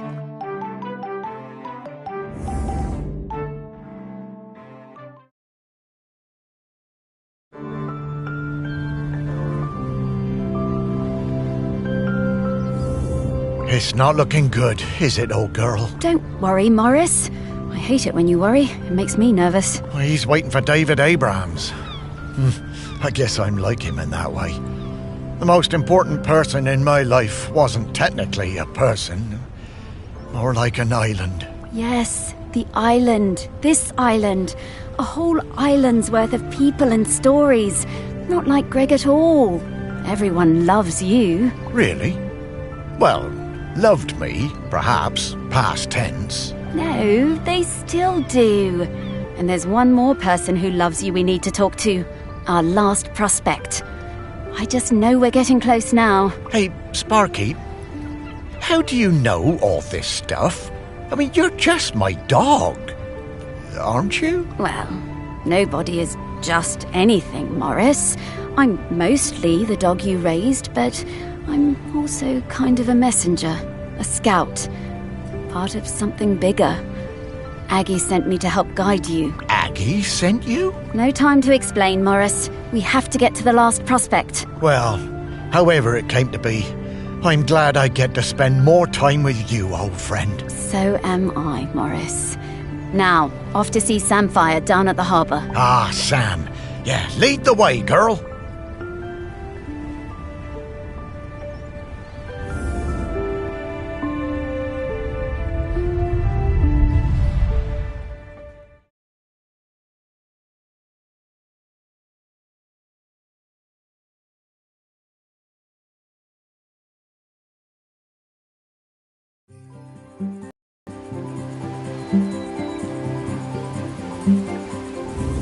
Ah, the harbour. I always loved watching the boats come in and out. Never did get around to expanding the fishing exhibit, did I? You remember coming down here with me? Well, I'd have liked it better if you'd have let me swim. I love your confidence, Sparky. But you always thought yourself a bigger dog than you actually were. Oh. Lots more boats than there used to be, though, aren't there? Certainly are. Shelmerston got busy. Though this is busier than even I remember. Say, how long have we been doing this search? Oh, I don't know, Morris. Once you're dead, time seems to be a bit less important. Does it? Oh, I don't know. I suppose it seems a bit galling that time and everything else keeps moving even though I've stopped. Makes a man feel unimportant. Oh, you're not unimportant, Morris. You're saving the island. And to do that, we better go find some people who remember Samfire. Yes, Sam surely understands the feeling of watching everything change. Fish folk live for, what, 200 years? That's no small amount of change. Not volcano change, though, Morris. And that's what we need to avoid. Off we go!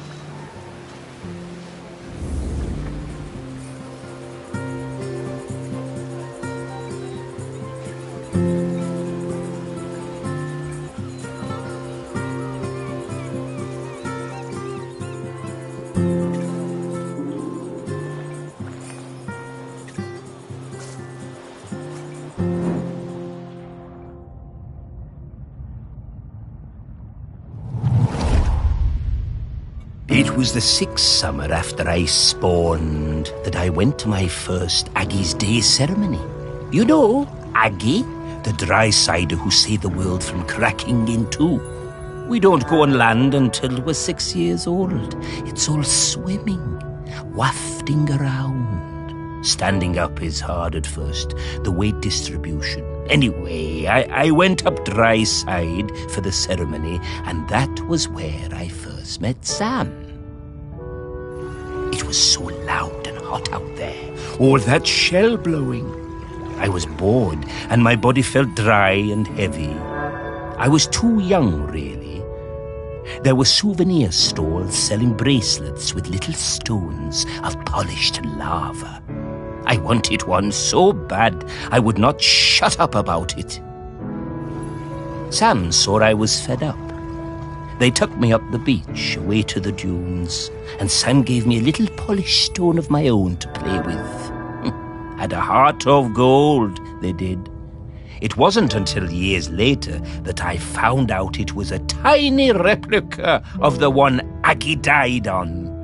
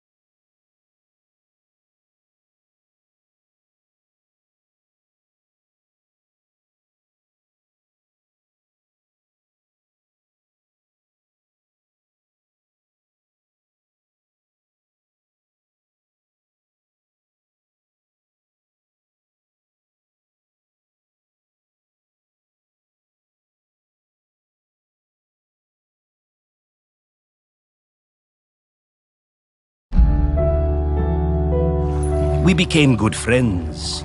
Sam helped a lot. They were always on my side. My pod, we were quite traditional, didn't like us working with the dry siders, but Sam talked me into going for the job as a diver on the new harbour. If it wasn't for them, I don't think I'd have tried. That stone was my lucky charm. I took it with me when I went for the interview, and I took it down with me when I went on my first dive. I had a pocket made specially in my tool belt. Sam took me under their fin, invited me out to the Camel, and let me stay with them and Blythe on the ferry if it was a late one. And plenty of late ones. Karaoke nights are still my favourites. Every time I feel that lucky stone in my pocket, I think of Sam.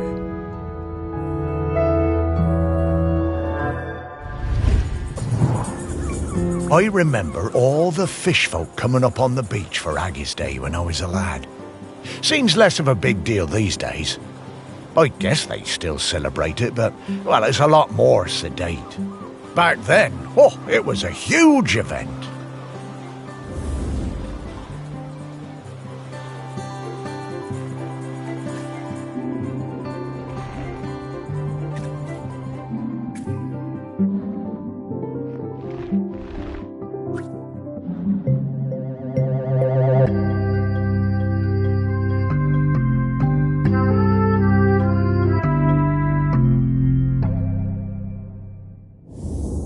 Oh, magic stones?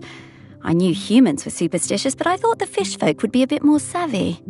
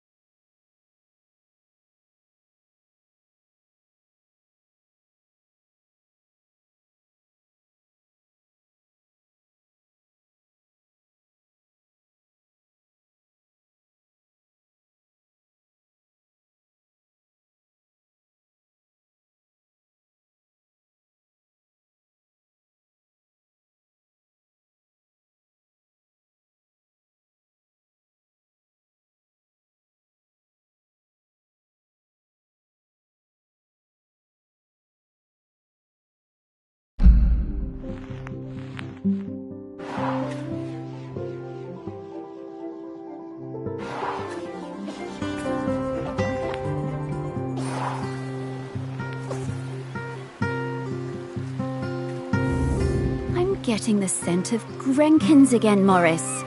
I'll pop up to let you know when we're close to one.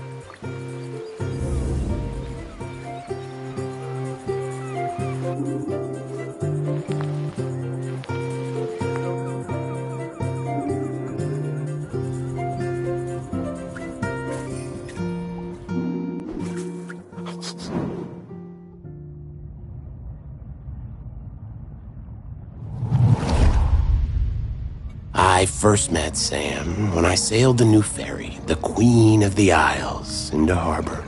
Of course, I'd heard of the fish folk, but I'd never met one. Sam was an amazing pilot, knew the waters better than any boatman.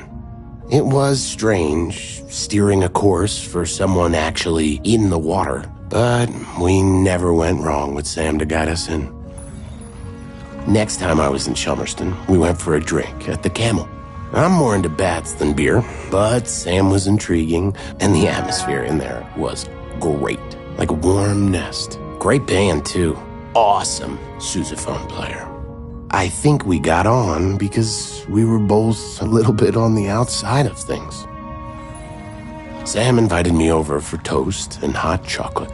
Honestly, hot chocolate doesn't do it for me, but the toast, that multi-seed bread. Sam made the best toast. I told Sam that next to a good cuttlefish bone, that it was my favorite snack. I stayed over. In the morning, we went for a walk along the beach.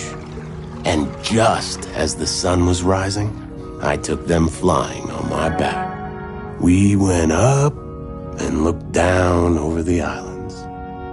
Sam wasn't scared at all. They said it was like swimming through the air. It was on the next trip to Chelmerston. We just sighted land when Sam's head popped out of the water right beside my berth and passed me a fresh cuttlefish bone, carved especially for me. When we moved in together, it was the best day of my whole life. I put that cuttlefish bone on my bedside table within beak reach. I still look at it every day, every single day.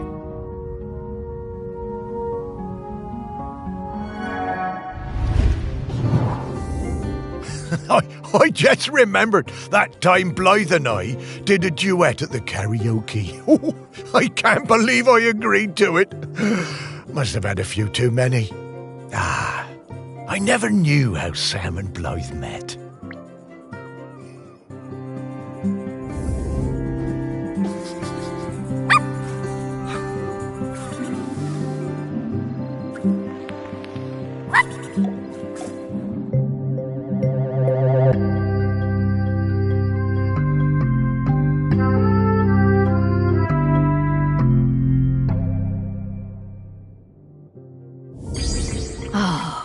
I used to love finding these on the beach.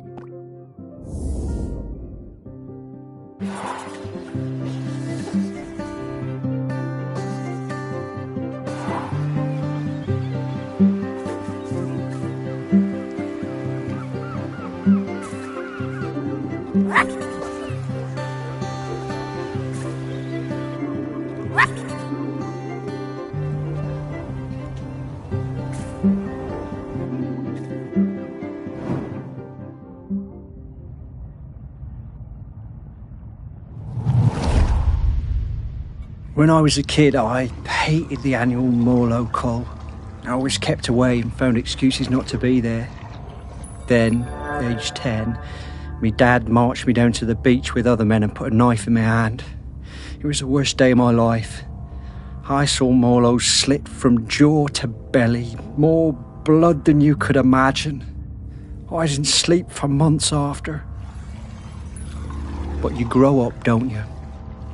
I never felt it right that we was killing Morlos, but what could I do about it? I was just a fisherman. One day I see Sam Fire, the new harbour officer, handing out leaflets on the quayside. Stop that, Col. I went along to that first meeting at the campsite. Greg Litherland was one of the other organisers. It was beautiful. So much hope around that campfire. When I spoke about the pain of the Morlo, it really felt like the young uns were listening. Me, Sam and Greg held regular events to raise funds for badges and patches. I was proud to wear mine on me best Gansey. There was quite a rift between us and the old guard. They felt the ban was an attack on our ways. Sam and me took a load of the fishermen out for a beer, and Sam made them listen. They really respected Sam. We got most of them on our side that way. By 87, we finally felt like we had enough support to push for change.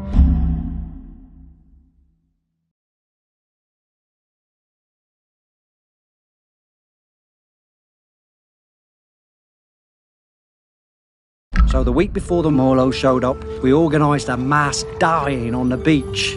There were loads of us lying down on that sand, islanders, fishermen, fish folk all together. And the press showed up, and the mainland TV, and for the first time in 500 years, we stopped that cull.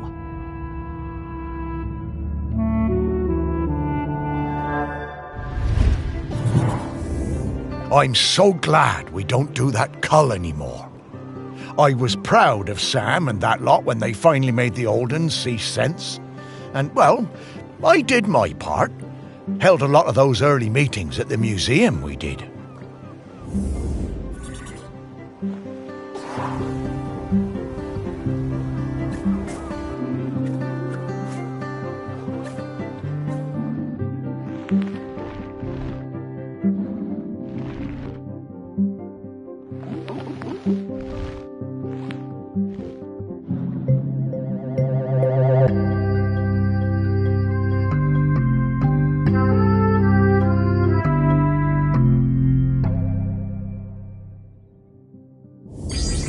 Oh, I love Morlos. Such gentle creatures.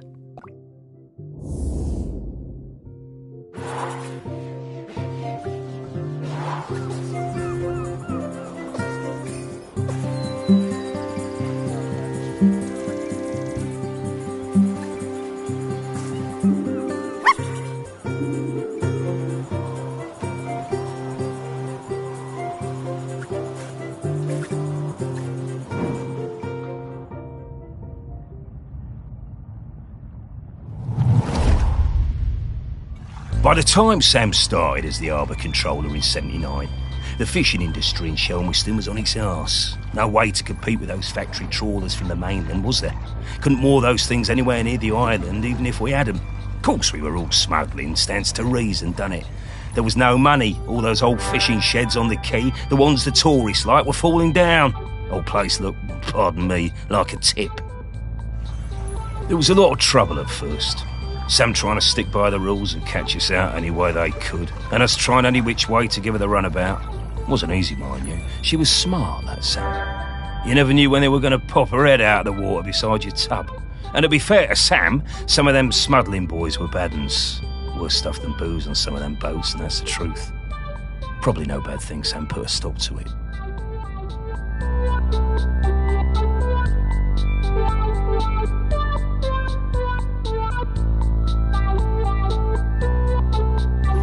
But in time, Sam started to see how things were, how we do things, and we came to an understanding of sorts. If Sam turned a blind eye to a bit of the decent stuff, the harmless stuff, then we'd report the worst of it. I mean, we all want to keep the seas safe, stands to reason. Plus, Sam was partial to a bottle or two of the sheep shank on occasion. Oh, yeah. Sam was sharp as a gutting knife. They made us hand over some of the, shall we say, dividends to fix up the quay, all them sheds and that. Make them into something we'd be proud of. Turn things around for Shelmiston, that did. Now we get more of those tourists since the big ferry started, and they love a day out on a boat. Ken takes them all out, he does. At the same time, Sam organised a kind of work-sharing thing with the fish folk. Got some of them to swim along with the fishing boats, help them locate the biggest shoals. Gave those big trawlers with all their fancy radar gear a run for their money. We'll never be big players in the fishing down here. But thanks to Sam, we hold our own. Bless him.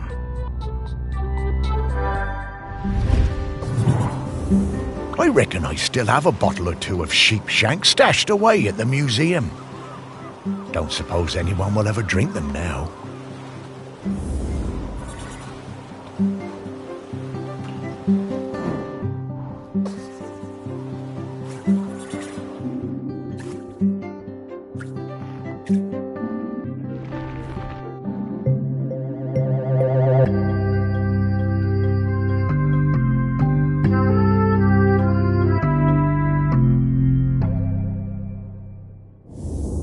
Ah, a different kind of spirit to the ones we've been looking for.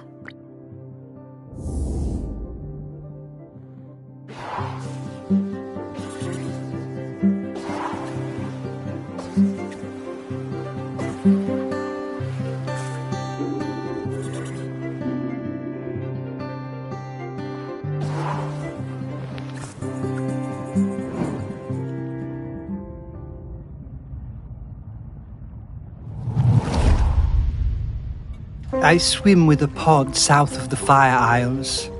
I believe the Drysiders call the larger one Shelmerston. It's where the ceremony happens for the Drysider who stopped the world from cracking. That's where I first heard talk of toast and where I met the friend called Samfire.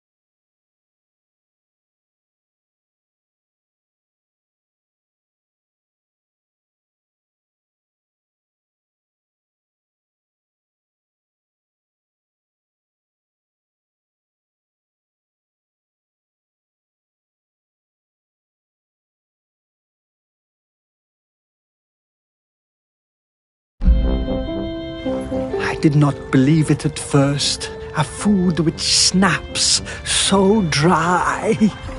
Then one morning at sunup, I followed the ship and caught a blackened slice as it arced into the water. This was the start of my lifelong love of toast. I saw Samfire on the dry side and came up out of the sea to ask them for toast. They asked me to put on some pants, but I refused to denigrate myself with dry-side fabric. No matter, I had brought some shiny coins with me that I found on the seabed and secreted in my swimming falls. Sam took me to their parents' toast shack, but they refused to serve me without clothes. They also told me that my shiny coins were unsuitable, too old. So Sam lent me some trousers, and I swept the toast shack in return for crispy slices. Sam taught me some of the ways of the Drysiders, but to be honest, I'm only interested in the toast. I never wanted to eat anything else. Sam understood this. I spend my nights swimming through the black waters of the deepest ocean trenches. By day, I come up onto quayside and fill up on the finest crusted seedy bloomer, almost black, no butter.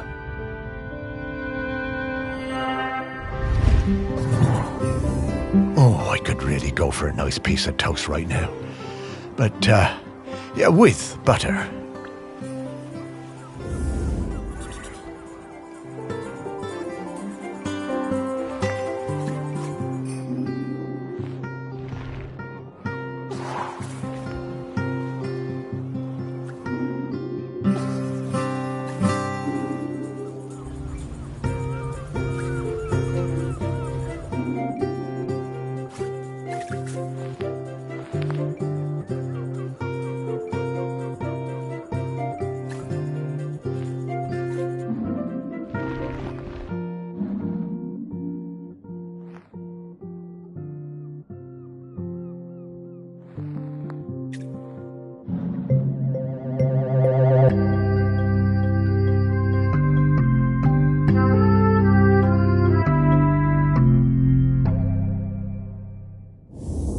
It's a shame, but it doesn't seem like there's a whole lot of toast on this side.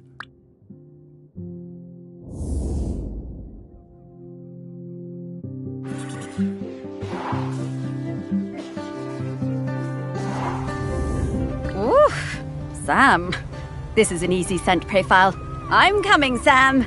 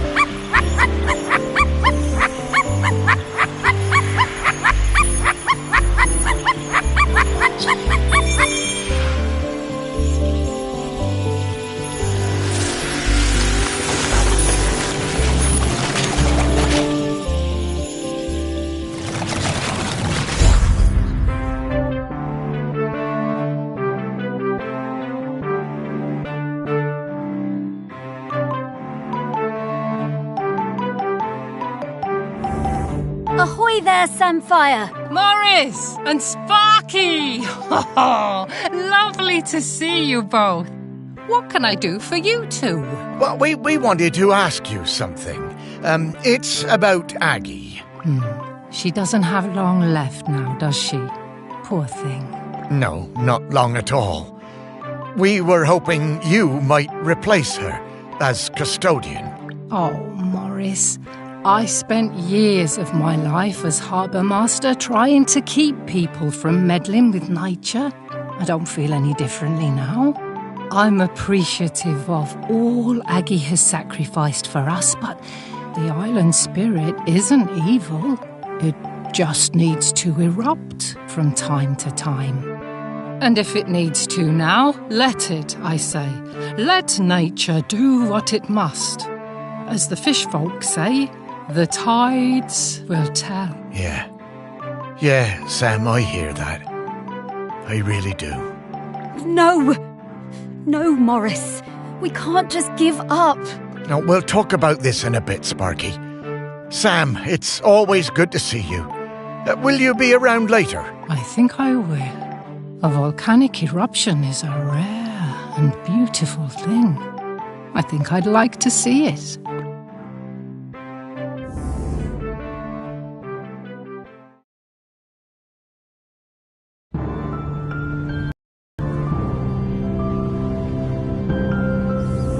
Okay, we just need to talk to Aggie. She'll know what to do. No, Sparky.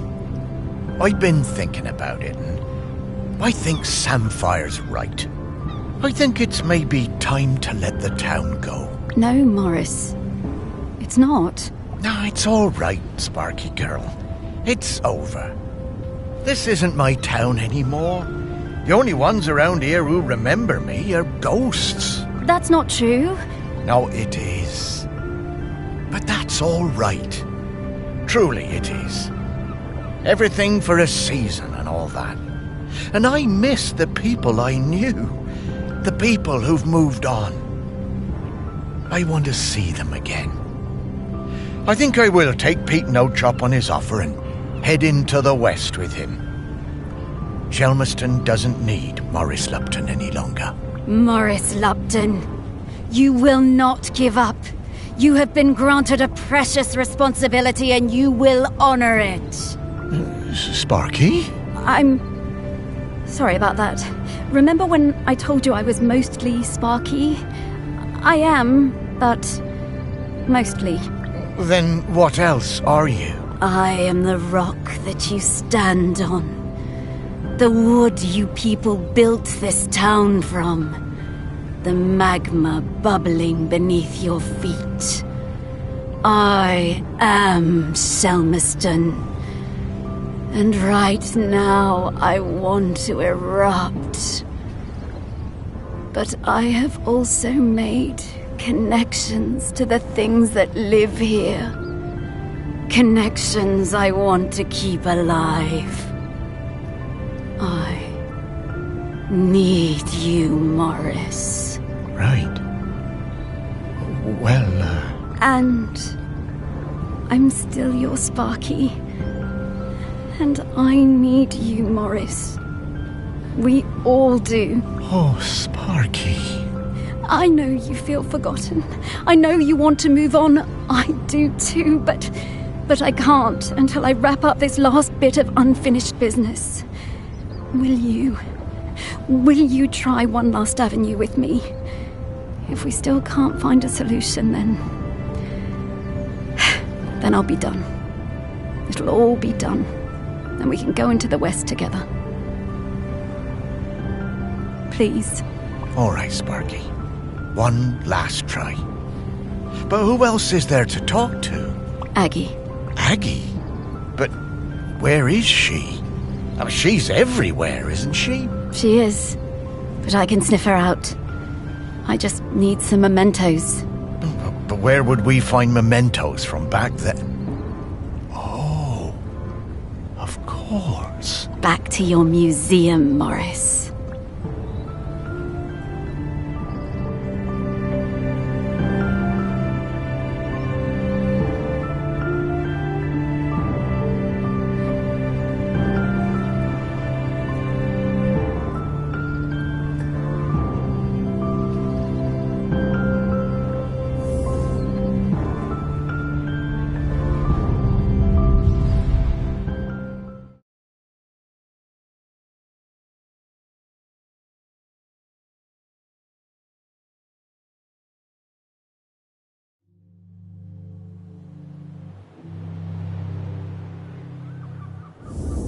Ah, well, it's reopened.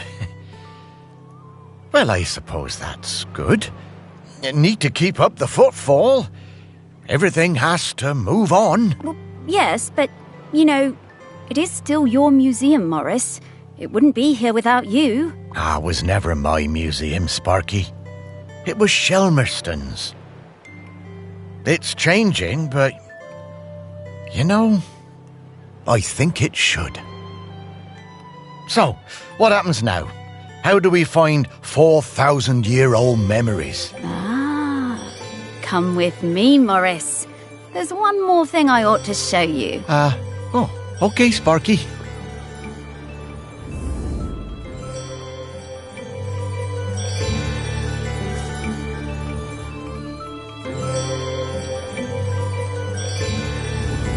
Well, don't suppose I'll ever look at Aggie's room the same way again, will I? Morris, take a look at those skulls, please. The skulls? Well, they have memories inside them? That's rather morbid, Sparky. Not quite. Look, I didn't explain this before because I felt things were confusing enough, but that slicing is a bit more powerful than I've led you to believe. Oh, well, what do you mean? Well, we aren't limited to memories of people who are alive. People are bounded by time, but memories aren't. Check it out.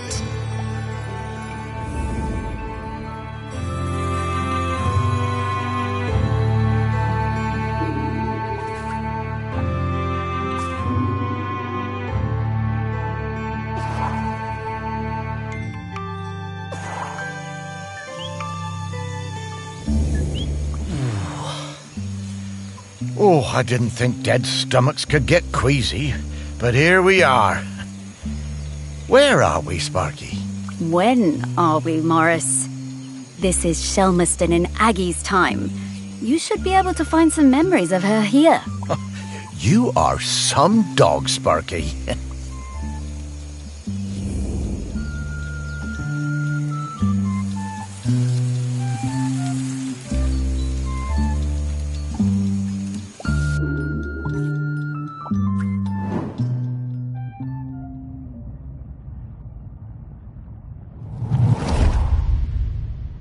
It was the worst night in the world when Aggie was born. It began in the old village, the one swept away by the rivers of fire. The ground shook and the earth split open and spat sparks. The sun hid and the huts burst into flame as we fled. I thought we would all die, everyone washed in the burning orange death, and Aggie's mother howling with the pain of the child coming. We made it as far as the cliff top by the sea. The mountain was still roaring and roaring. The rock ran in rivers toward the sea. The air smelled of death and poison. But Aggie was perfect. Small and angry, her tiny fists pummeling the air. I used my knife to cut the cord. We chose a spot for the new village closer to the beach. The burning rivers cooled to pumice and black glass. I made sure everyone knew that a life that began in this way would be special. Not everyone believed me, but Aggie proved me right. My goodness. Giving birth like that must have been awful. What a terrifying situation.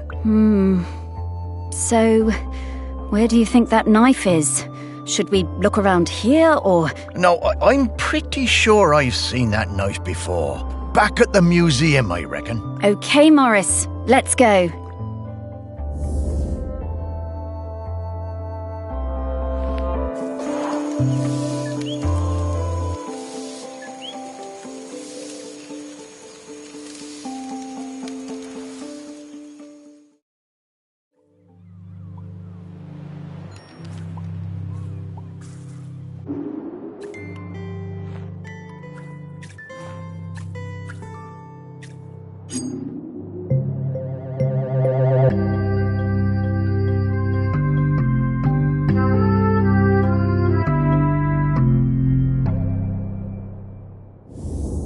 Beautiful. And to think that people had not long stopped using flint tools when this was made. There is so much history in this knife. Ooh. I'd love to see what else it got up to.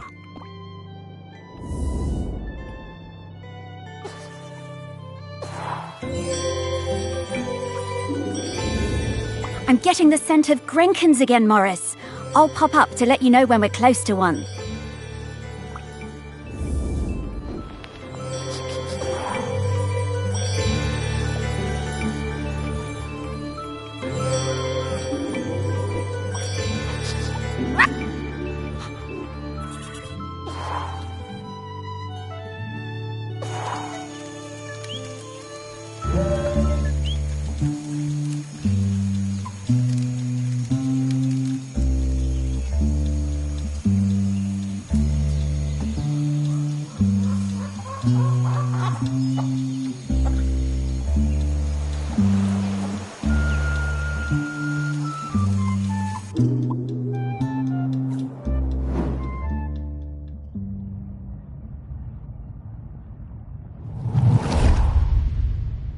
Of course, we watched her.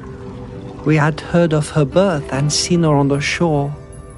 Her feet sometimes in the seawater, her body in the sun. We did not show ourselves at first.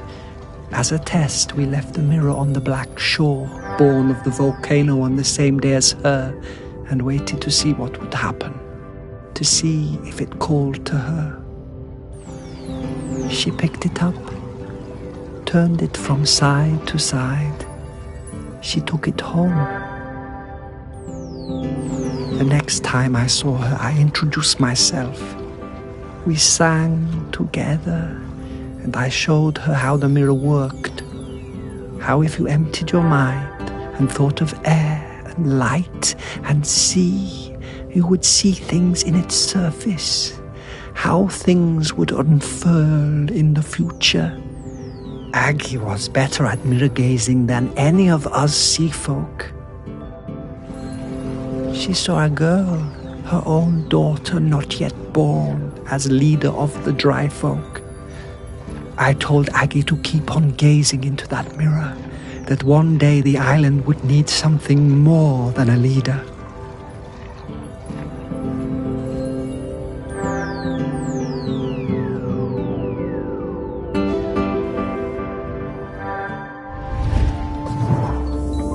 Oh, I had a box of rocks that looked like that mirror somewhere.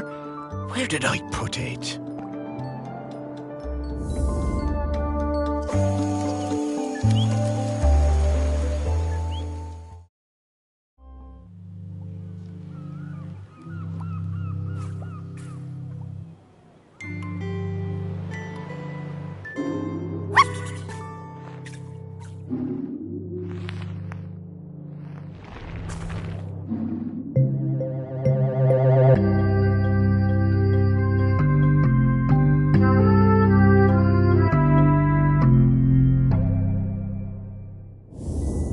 Whoa. This thing is really powerful, Morris. Can you feel it?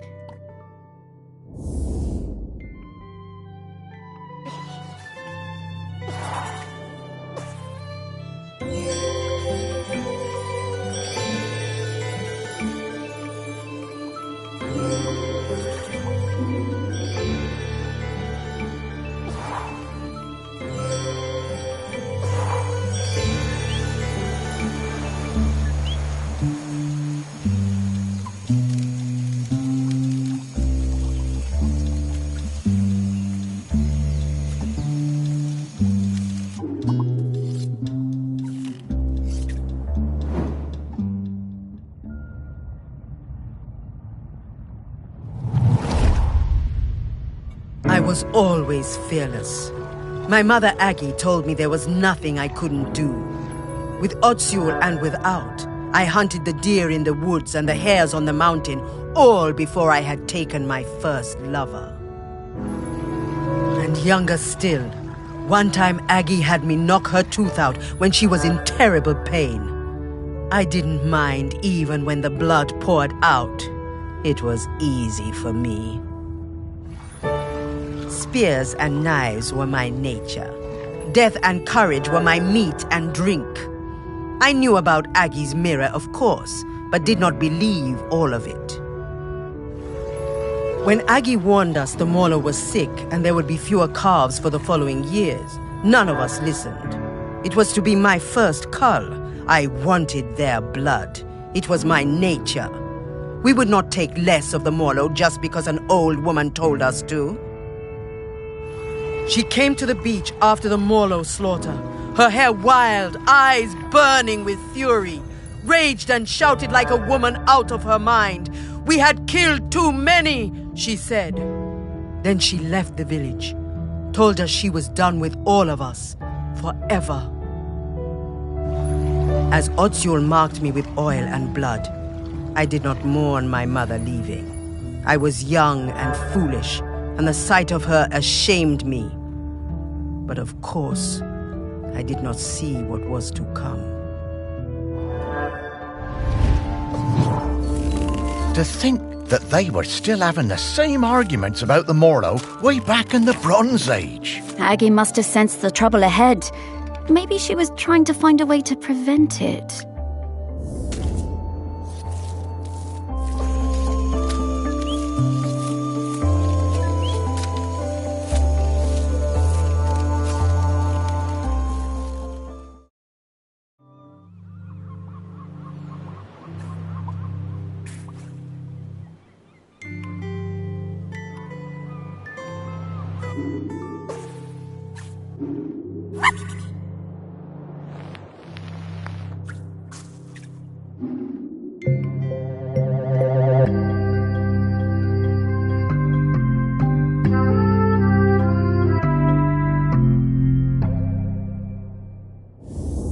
What a beautiful object. Delighted to have it in our museum.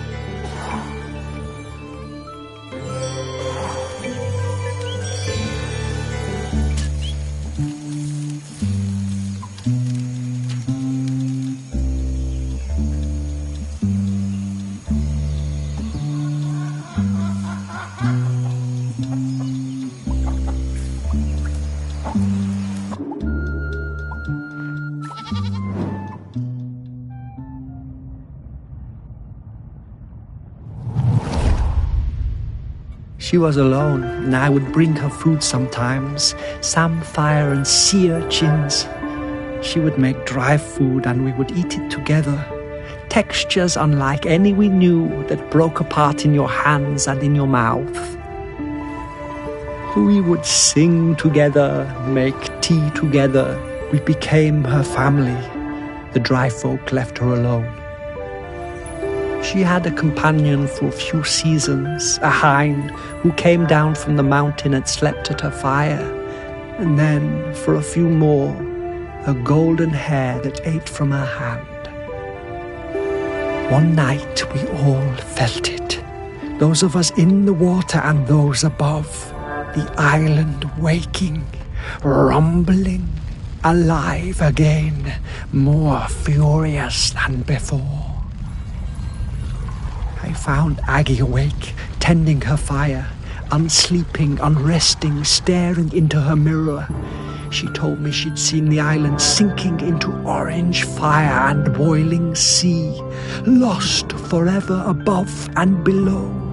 The village and our town in the sea caves, all gone. Aggie went to the shore and blew the sinistral shell, calling our people up from the water. Aggie sang for them, the oldest song, and we spoke for some time. That night, the sea and sky was all the same color, a deep grey blue like a mackerel's back without the glitter. As the dawn approached, Aggie left the beach to return to her people, to tell them what must be done.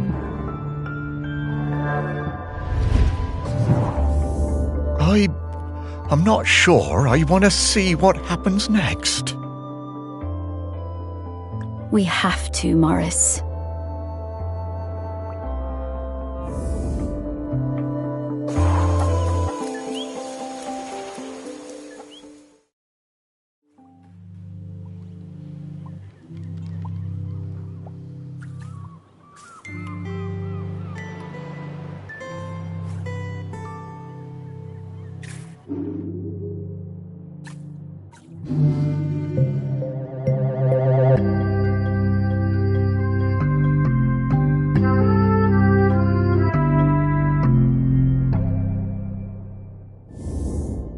Such a small thing, but it changed the entire course of our island.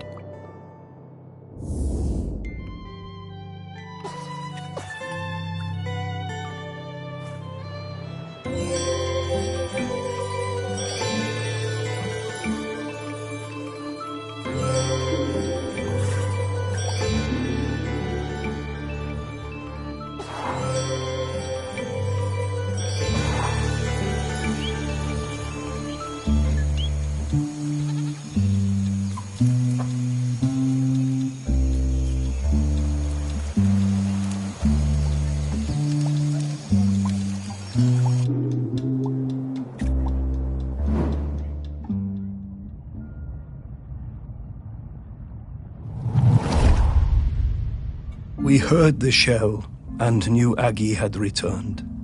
Ibni was the leader then.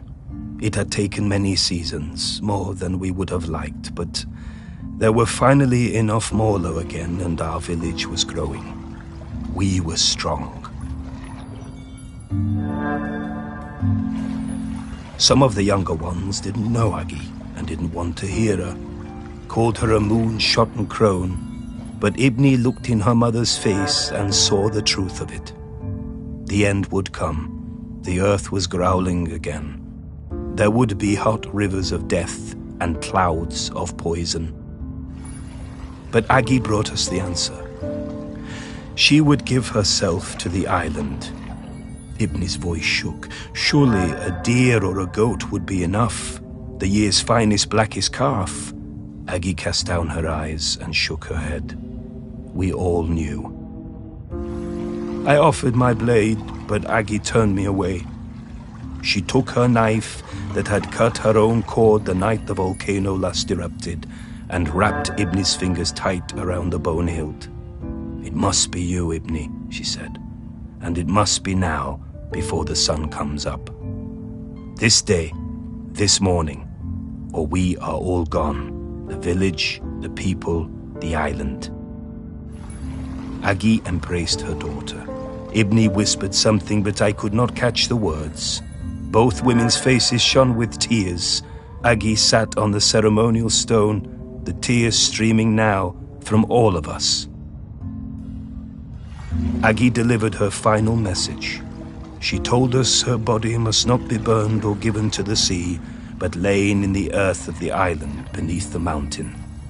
Ibni was shaking, and then I realized it was not just Ibni. The whole island was trembling under our feet, waking up. Aggie told Ibni to be quick, the end was coming.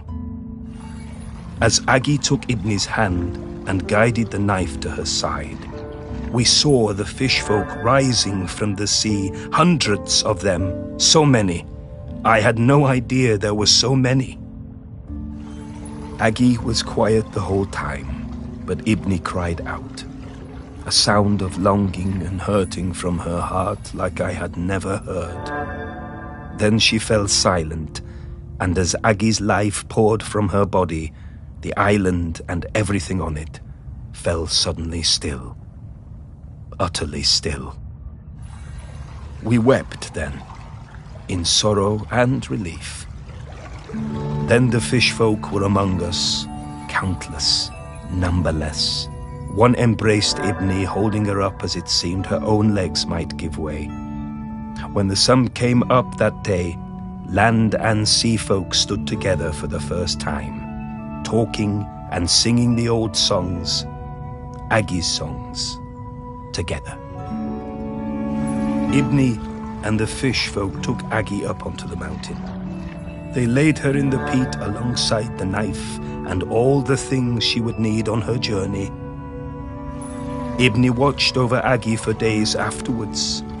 Before she was covered, she placed a sacred carved stone, Aggie's beloved hair, inside her mother's mouth to guide her and help her keep the mountain still forever. And so it was.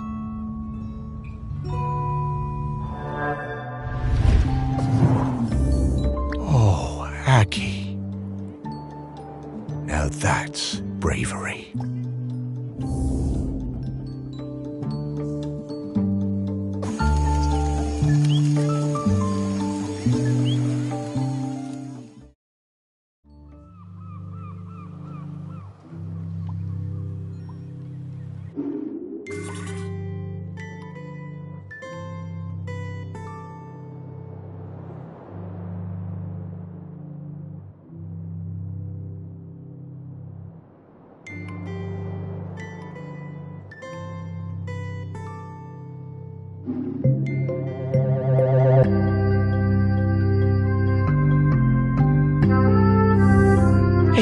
Sparky, it feels a bit, disrespectful looking inside Aggie's body like that. You were the one who dug her up and put her on a plinth, Morris. Yeah, but I...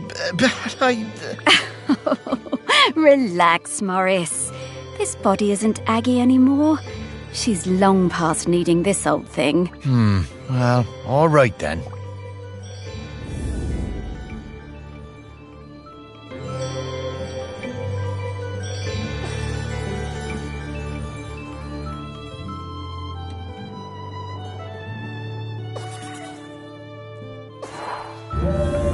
Okay, Morris. I'll level with you. We absolutely didn't need to find Aggie's mementos in order for me to sniff her out. She's here, waiting for you. She has been this whole time. But then, why did we need to visit the Bronze Age? Aggie thought it was important for you to see those memories, so you would understand her path before you met her. But also, wasn't it cool? That it was. The things I've seen now. Oh, Sparky, thank you so much. To think, for a while there, I was worried that being dead was gonna be boring. You are very welcome, Morris. Okay, so, shall we go say hello to Aggie? Yes!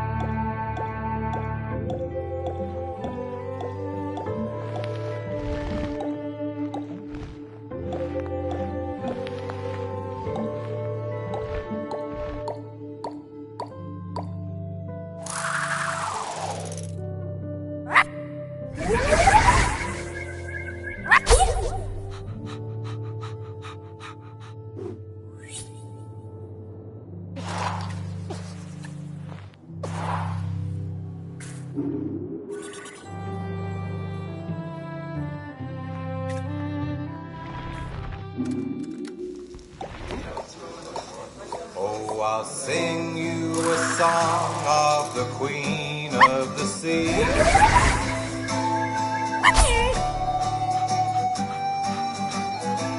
Of when I first met her and when she first met me.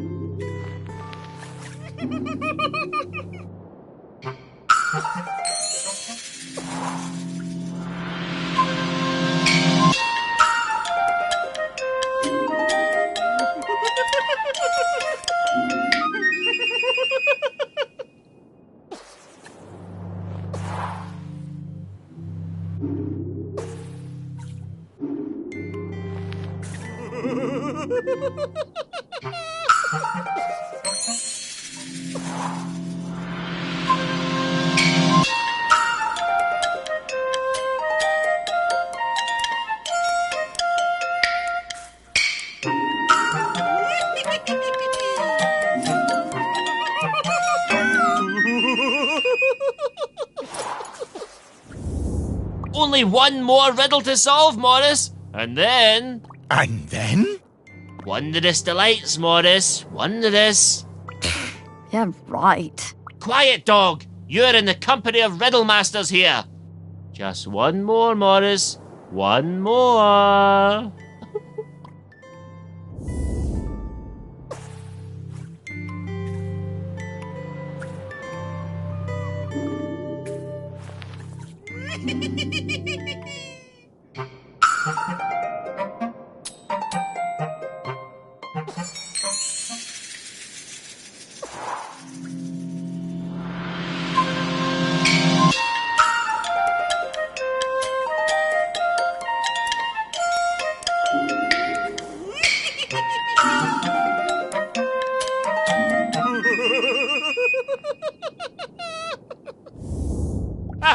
Morris, you did it! Incredible work, my boy. Superlative effort. Oh, well, thanks. Oh, thanks, Mr. Whitstable. And now, for your reward. Oh, boy. Here it is, Morris. Your very own certificate of riddle mastery. Wow, oh, thanks, Mr. Whitstable. I don't know what to say.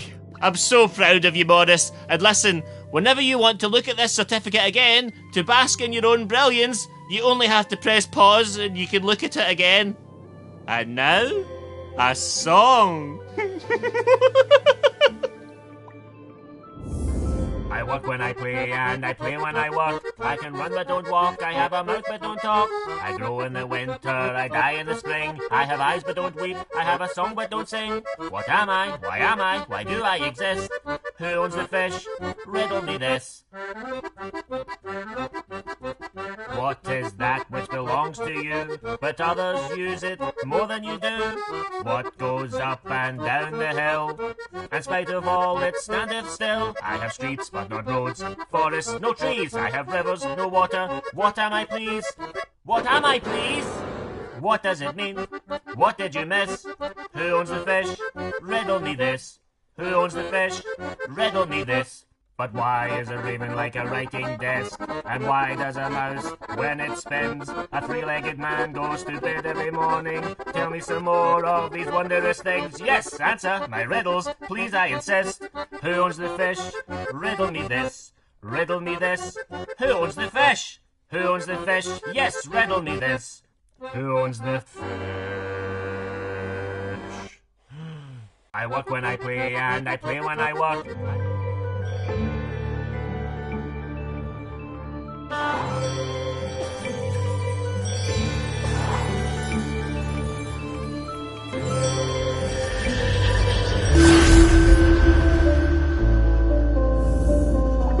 Morris, Sparky.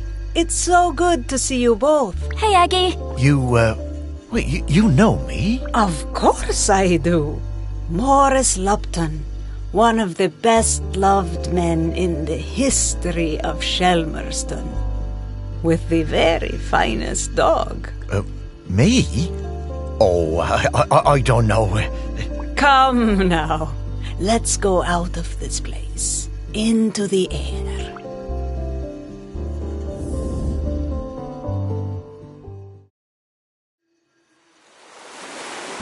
The one part of Shelmerston that looks just the same as the first day I saw it. I suppose it always will. I love this beach. It's always been my favourite beach. I'm gonna go run. Aggie, look at Sparky. She's shining. That's the hope and the joy shining out of her. That's it, isn't it? The point of all of this. It is hope. Home. This island, it chose the two of you just as it chose me. And where will you be heading now? Heaven or something? Heaven? What's that? Well, I don't quite know how to explain it. But to me, it would be an awful lot like this beach. I don't know where I'm going, but I'm hoping to see Ibni, my daughter. It's a very long time, but I remember her. We never forget the ones we love, do we, Morris? No, I don't suppose we do. I think she wants something, Morris. Huh. Would you look at that? I just found a tennis ball in my pocket. Here you are, girl.